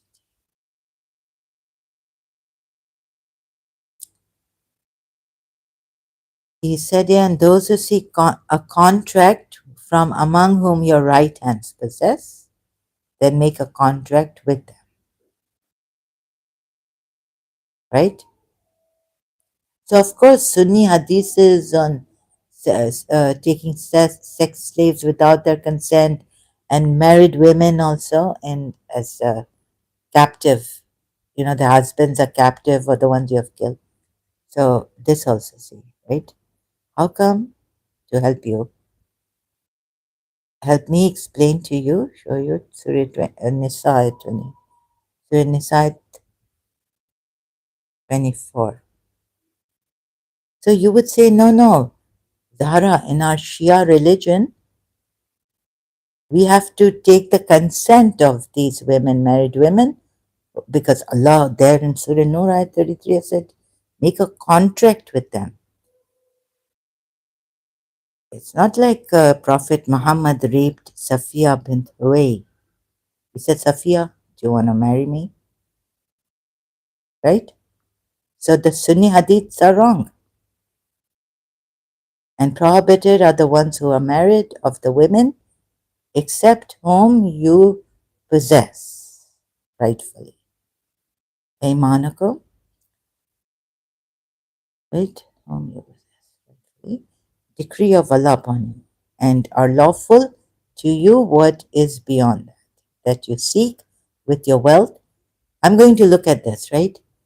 According to the Shia religion and the ayats, even if the hadith of Prophet Muhammad is like tells us, implies that you can go into without their consent, slave girls or captive men's women who are married. I mean, of course, the marriage is annulled if the husband dies, right? No, God knows. I have to look into all that. Okay, maybe this is a bad, but I'll have to you what is beyond that you seek with your wealth, desiring to be chaste. So, according to Shia religion, wouldn't and these two Quran ayats, wouldn't it be that you have to take consent of these married women? And the Surah Nur ayat 33, right? You get married to them.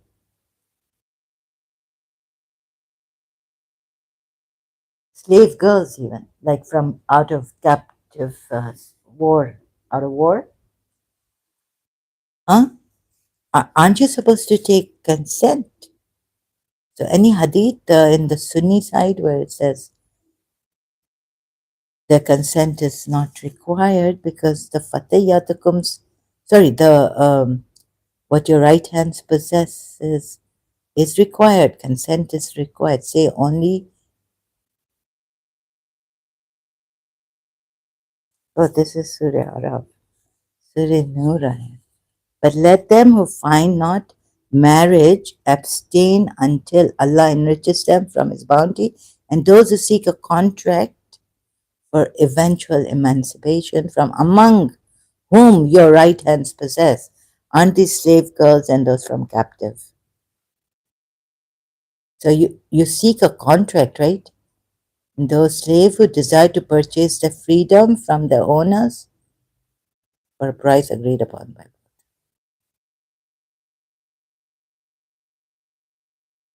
Oh,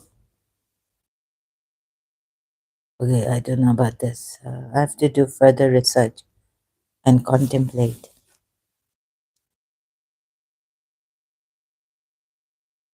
Okay, let's not use this example. The one I used from Surah Nisa. Let's just say that here, why would Allah say if they desire Jesus? Well, how else can I help you? If they, Shias, for the Shias. Hmm?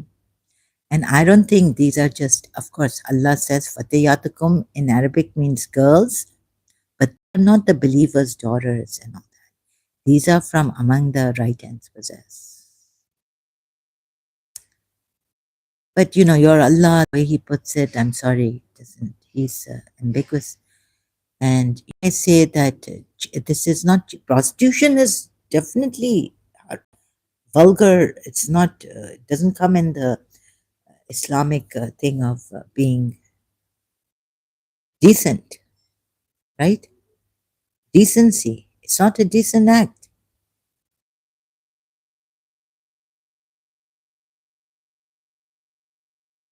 Then what about the married women that you even consensually you have a nikah with, right?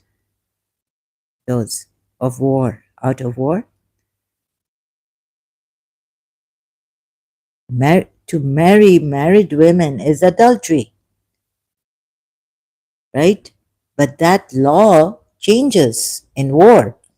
You can marry your adversary's woman, married, take him captive, or you've killed him and marry his wife.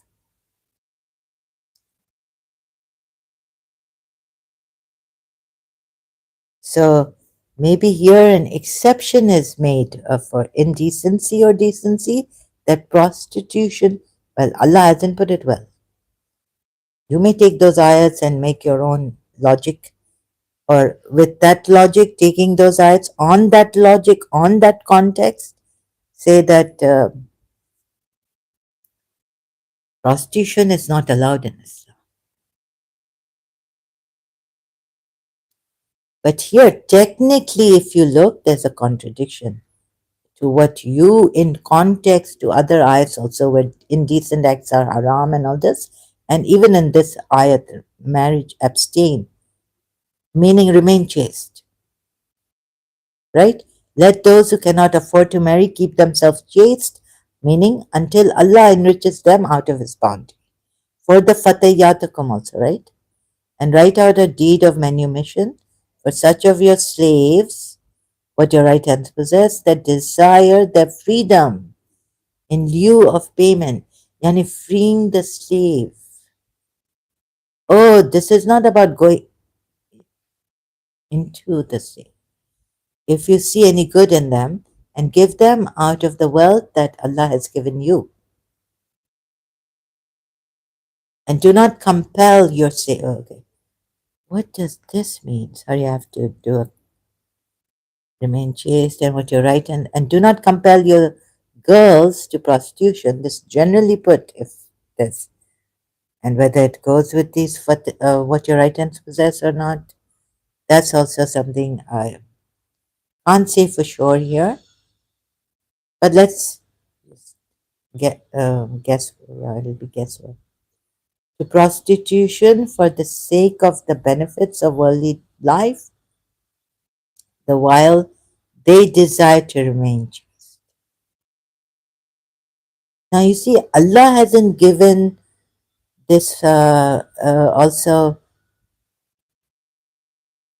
the freedom, the choice, freedom of choice for you women or men, right? He just says remain chaste. But why would he give the freedom for these fatiyat to come if they desire to remain chaste? The freedom of desiring to remain chaste here towards these fatiyat to come, please tell me. So whatever you come very close to saying, yes, prostitution is haram. But there's a technical problem here, what do you call this, English grammar problem. And no, it's what problem, what error is this? That Allah is now saying while they desire chastity. This means that now it is on them, whether they desire it or they don't desire it. If they desire it, then you can prostitute them. This definitely means this here. This sentence, the whole sentence, I read out. Do not compel. This is forced. Do not force your girls, even forget the slave girls, your girls to prostitution, right? Your daughters, your sisters, girls, for for the sake of the benefits of worldly life, right? The while they decide to remain chaste.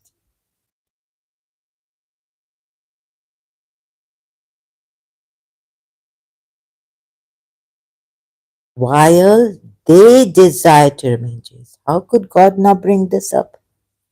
While they desire to remain chaste, the fatayatakum desire, the girls desire to remain chaste. When he never puts it like this for any believer, any even what your right hands possess. He just gives a command, remain chaste. Now, as he's saying here, they desire to remain chaste. Hello. Are these a group of people? It doesn't make sense.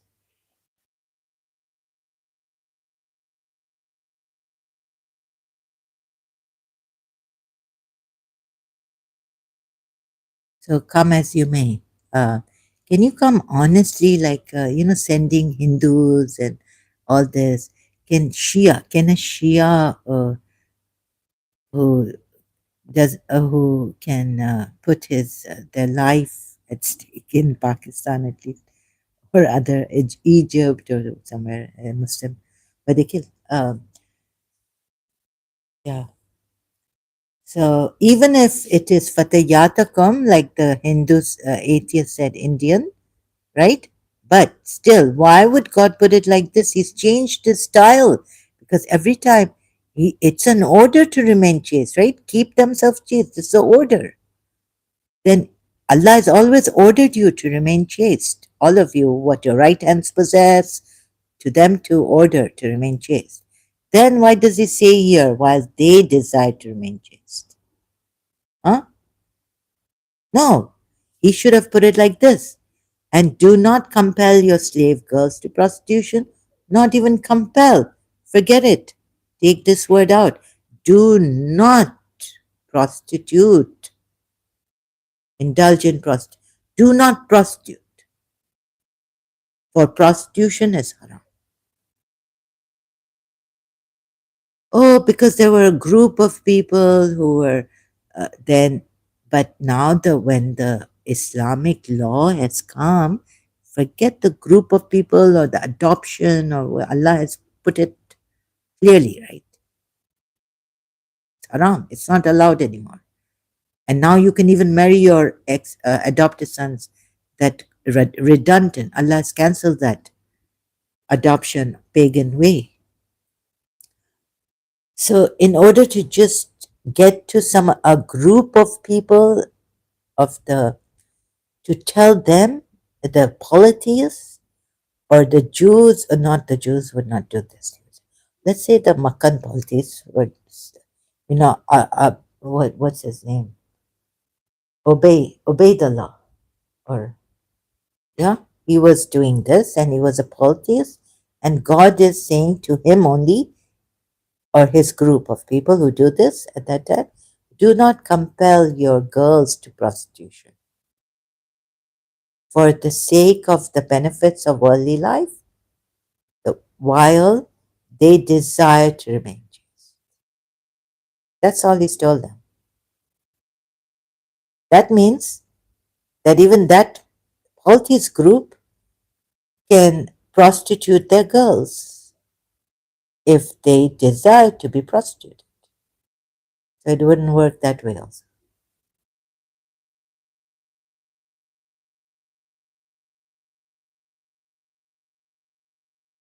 Now, who will be honest for the sake of the truth? Who? Fundamental change. I'm doing this for justice, honesty, truth. Also, if I can help extremists, of course, mainstream says Islam is peaceful religion. Mainstream says, and all, even the extremists say there's no proper prostitution is not allowed, right?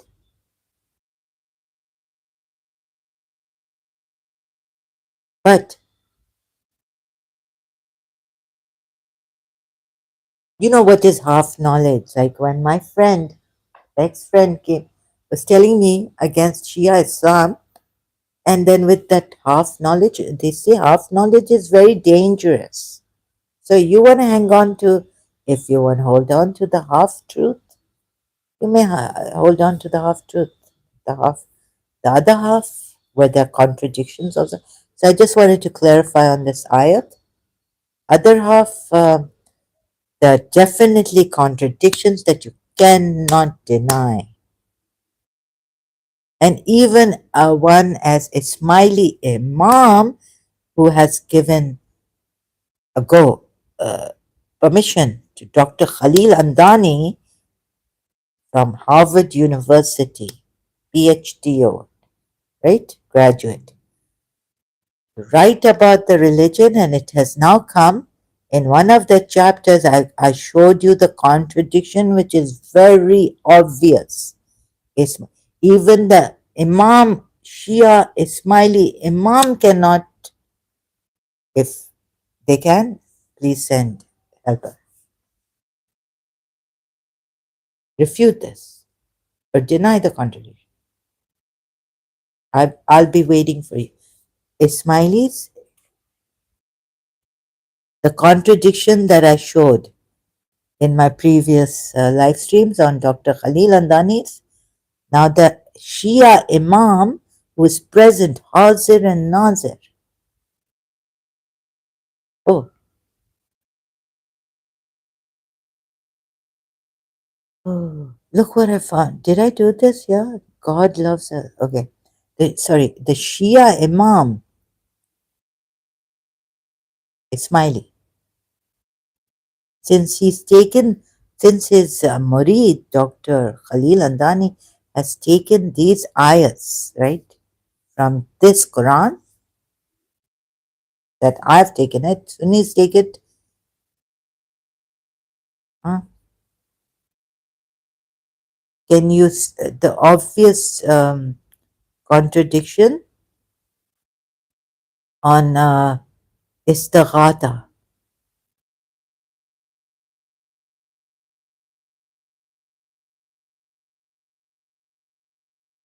So what's the difference between keeping? The only difference is that Allah said, but there's still the contradiction. What the difference you may think, which Allah hasn't mentioned, right? Allah has implied, like partners with Him, implied. You can call upon them. partners with them. Waliyakum. You can call upon them in this way, that the way Dr. Khalil Andani has shown you, then still there are contradictions in the Quran. What's the difference between polytheism and Islam? The only difference is these are nabu. This is nabuwat. These are the prophet. This is prophethood, religion, one God. But everything the polytheists have done is there. Only idol worshipping is not there. That's a difference. Worshipping of stones and all this is not there. But when you stand at that monument, and God knows what, but that is there. The Hajar Aswad, although the Quran ayat is not on Hajar Aswad, but the Hajar Aswad is there. Even the Shias kiss it, go and kiss it. Um, Abraham, Moses, you can pray to. So why can't that's the same with the polytheists, right? Is there? The only thing is there's one Allah, not to make idols of it, images. But you can even pray to the only thing is this. And there is the Nabuwat. And there's a book. And we're told the polytheists don't have a book. Then give your book. Like show the book you have been given. Allah tells the polytheists, right? In the Quran ayat. But the Quran ayats, they may be implying, Dr. Khalil Andani, they may be implying that you can pray, but there are direct ayats which say don't pray to anyone. Even Prophet Muhammad is told not to pray to anyone, but I only call on my Lord and do not associate with him anyone. So this also only calling on the Lord, do not pray to anyone but Allah, your Lord, and do not associate with him. This is equating association with calling on other than Allah. This implies, as you took the other ayats to imply, calling on Moses is okay and asking him, calling on Muhammad is okay, then calling on Ali is okay. Now this ayat also implies equates invoking other than Allah with shirk, which is unforgivable in Surah 4, two ayats given by Allah. A very obvious contradiction, and right here, these Quran ayats I showed you, Surah 72 ayat 20.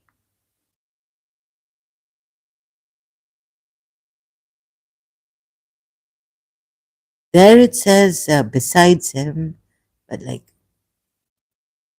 it would mean with him, along with him, like call him, and then other people. You shouldn't call anyone besides Allah.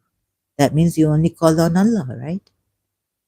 Those you call on upon besides him are unable to help you. We saw that Moses was able to split the sea when God said he split the sea in one ayat. And so who Allah helped you, but Allah parted the sea, Moses parted the sea. So even Moses could help you through as an intermediary of Allah, whom Allah used to part the sea. And then what? So he could help you. Unable to help you? What do you mean by that? Why are they unable? When you give the power to some Moses, when you say we parted the sea, then you say Moses parted the sea. How can they? How can you tell the polytheists that besides those you call upon besides them are unable to help you, nor can they help themselves? Hmm? When you gave the power, Allah, you gave the power to Moses part the sea, and you yourself said we parted the sea. Then how can you turn around and say this in Surah, what you have said, in Surah 7, ayat 197, that neither can those you call upon besides them are unable to help you, nor can they help them. How can you say? This means only call on Allah, who is your only protector and who is the one who can help you, the only one who can help you. Those you call upon cannot even help themselves. Whereas we see what Dr. Khalil Andani has given the ayats on Surah 20, ayat 77. He's just given this and said, not that Allah inspired Moses, he's just said, Moses parted the sea. Of course, that's that. Moses here, that's definitely well put. Surah 20, he won't explain to you like coming here live streams, and Moses parted the sea. He didn't say that Allah inspired. We inspired to Moses. Dr. Khalil Andani has just put these ayats numbers and said Moses parted the sea. Whereas in Surah 2, ayat 50, God says he parted the sea. Now, who helped who? So, with the inspiration of God, Moses, but you see, the way maybe I'm not that eloquent to put it, to explain to you, where were we? Surah 7, ayat 197. And those you call upon besides him are unable to help you, nor can they help themselves. How did Allah help Moses and his people from Pharaoh and his army chasing them? Allah parted the sea. He says this. And then, moreover, in another ayat, he says, Moses parted the sea by my inspiration to him, given to him. So, of course, the others can help you and you can call on them. So, thank you, Dr. Khalil Andani. But what the Shias don't get is there's still the contradiction against the polytheists. You see, here Allah, and why don't you get this ayat? Why don't the Shias get Surah 7, ayat 197 properly? This ayat is a contradiction to what you're saying. I'm not saying the Salafis are right in all, but in this, for sure, they're right. They say it's haram. I mean, it's a shirk. It's unforgivable. So in this, the Salafis are right, and there's a contradiction. You're wrong, Shias. No, wait. In this, taking these ayats, Salafis are right. Taking these ayats, you are right. Shias are right. Yeah. And the Salafis are wrong. But both of you are wrong. In what? So I have to, okay. I can't prepare like my live streams like this, So when I come here, it's where I get, I don't know. So I just start.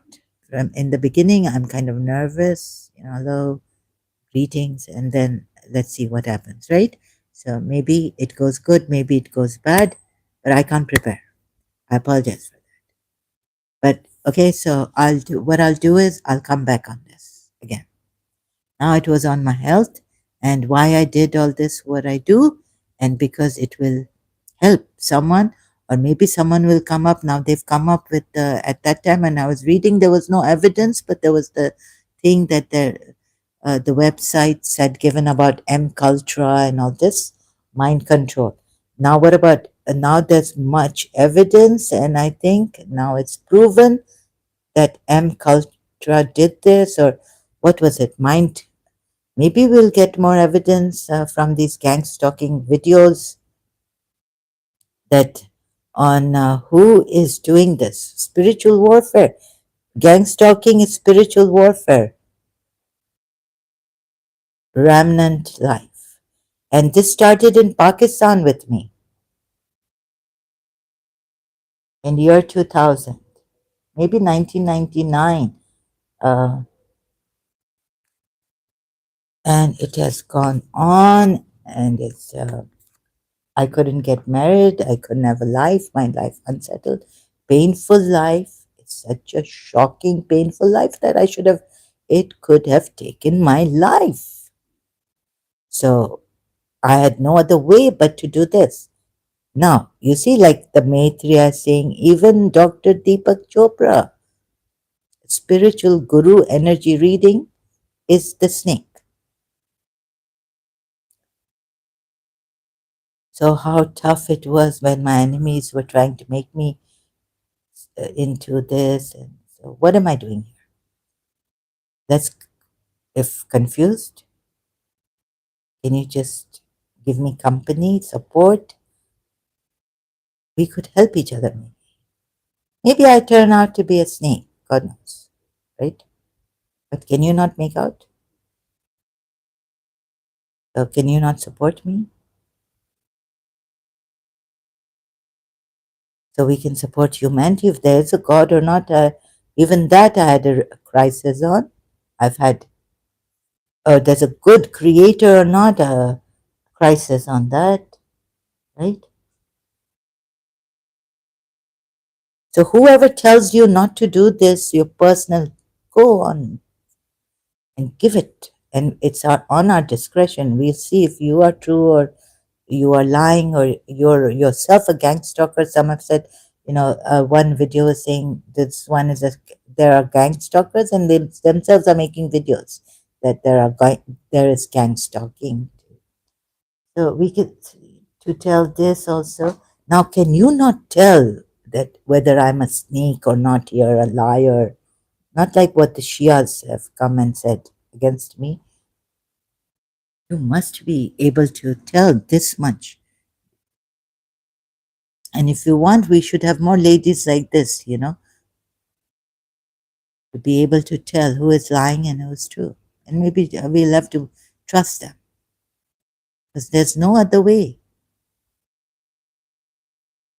If you're an expert in this, please read me also. I wish she could come here and read me. Or maybe privately I show her my face and my actions and how I'm doing this to tell you that Zara is lying, or what is she? Very bad energy. She can tell you this, right? So I'm out, open, accountable, transparent, responsible, and oppressed much. And I just don't want to live anymore. Why should I give my country? Like, I have that غيرت. Oh, my غيرت حضرت yeah, boss. So, yeah, boss, me kariyo. I feel so naked. So let's read that. Oh, sorry. I feel so naked. And watched, I can't even scratch myself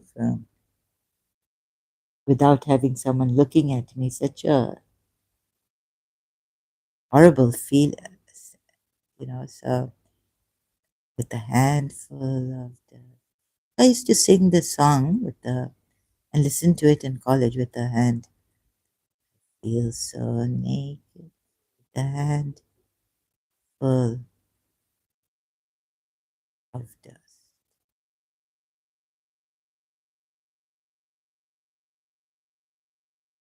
I feel so naked.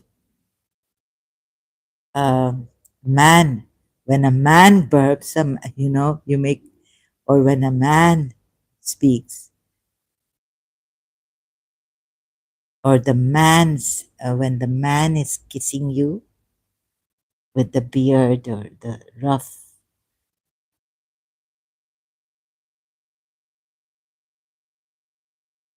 Oh no, this is Tim. This is not the one. Spando Ballet, I think.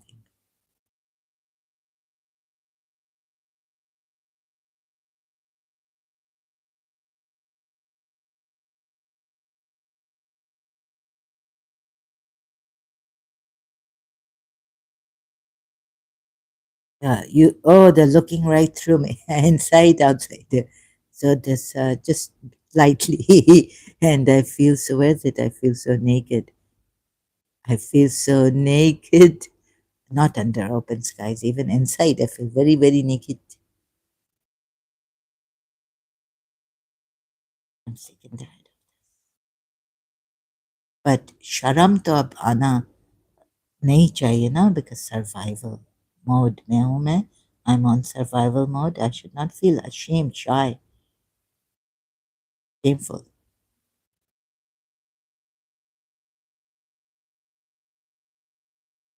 So the man's voice also, let's go back, MJ, Michael Jackson.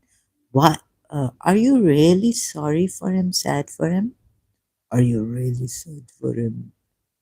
तुम क्या? Are you really sad for him?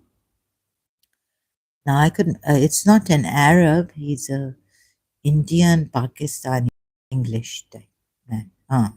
Not an Arab, huh?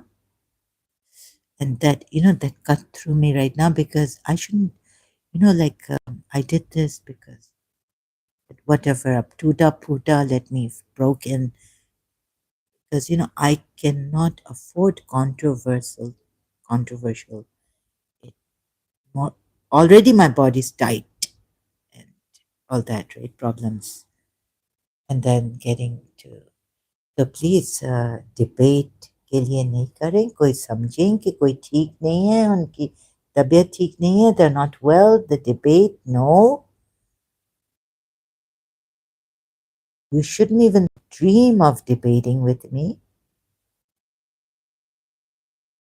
ये जैसे आप कर रहे हैं, ठीक है, आपका ये स्टाइल है, हम समझते हैं, we understand that you are not well and you're doing your best, whatever you have, कुछ रहम करें, कुछ ना रहम है तुम लोगों में, शियाओं में भी, तैमूर जैसे, और वो the Taimur and this ex-Muslim Ali Shah also.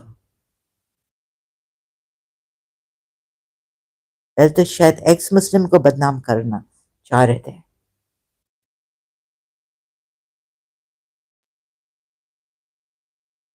And that's not because he was calling Maula Ali. It was another point, and then he came back and got me at, well, you say Imam Ali. How can you say that I'm not a Shia? Oh, sorry, that I'm a Shia now, even. That was not the point. Where he was getting at the Quran of Ali, like the way Imam Ali would interpret this Quran ayat. My point was that I suspected him to be a false ex-Muslim and false, pretentious, not a true ex-Shia. And is he doing these kind of things? No. You see, he's doing like mainly he'll go to, where is this? What is he doing? Taking interviews, going in interviews?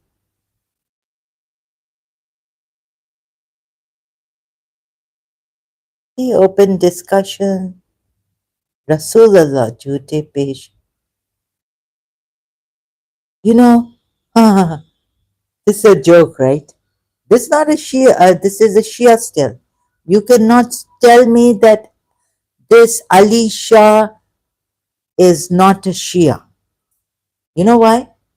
Because one hadith from the Sunni state, Sahih Bukhari or Abi Dawud or Muslim, Sahih Muslim, we Shia said this is not a prophet. And noteworthy, see, I haven't looked at this, I haven't watched it, but I'm sure most of it is from where? Most of his content to prove that Rasulullah ki jhoot pesh angoya, pata nahi kya, right? What that means, sorry, I don't know, where is he proving it mostly from? I'm sure, okay, 95%, or maybe from the Shia interpolation. Allama Majlisi's books Shias don't take as authentic.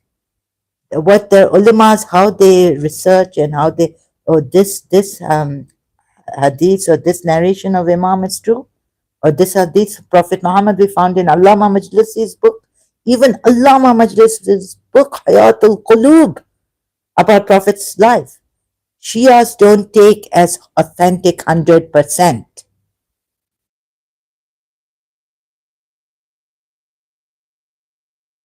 right? I'll tell they won't tell you this. He's going to prove Rasulullah is a liar. Pesh Angoya, Angoya, whatever Angoya means, I don't know, right? From the Sunni hadiths, and even if he gives some from even the authentic Shia books, there's interpolation. A Shia was telling Christian Prince, when Christian Prince was showing him from coffee also, no, no. I have to check with my marja who is Sayyid Sadiq, like that. Who is your marja? Now then, how do you? No, no. Even if it's in our books, authentic books, Shia. What was he saying that Shia with Christian Prince? I'll have to check with my marja. You see,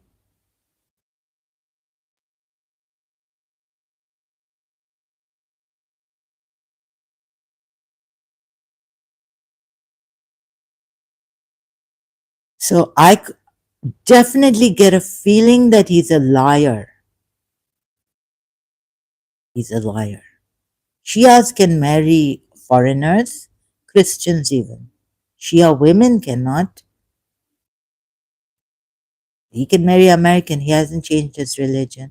He's showing against Sunni Islam, and a little bit, since I've now made it very public against him, he could be giving you from Allama Majlisi's Prophet Muhammad's narration, hadith, life story.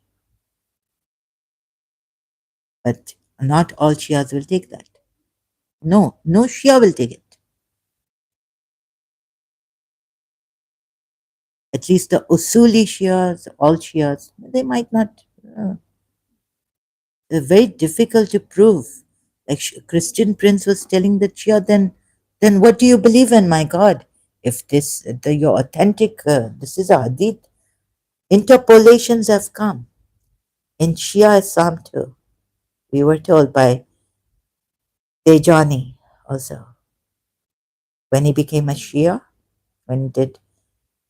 So we have to use our discretion and our marjas and fully look at all the books, read all the four authentic books, and see there's a lot of research goes in that.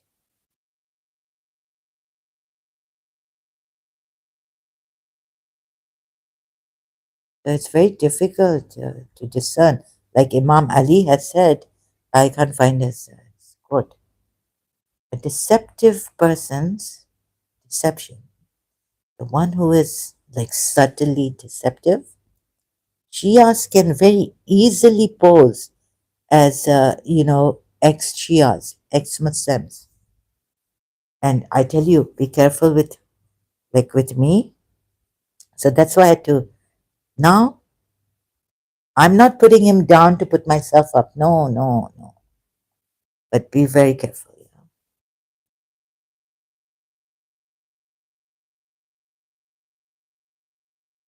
What will I gain?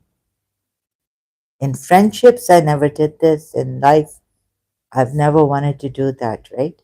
Unless I go insane, and the bouts of insanity in that I saw, where I've abused and cursed like anything, and exaggerated and lied and all this against, like no, like if two couples, the married woman and the man, single man, who had an affair in London, like I've said that, oh yeah, they went into the tub together and all this, when they didn't, and I never saw that. But definitely other things, like I exaggerated on Facebook a lot, right? Because I was very, because you see, there's a story behind that, like right, why I did that about the tub thing, why I lied about the tub, putting it like that. You see, so this also. Anyhow, So I'll be leaving now. Take a break. Sorry, you must be 2 hours, 40 minutes, and I'll continue later. Thank you.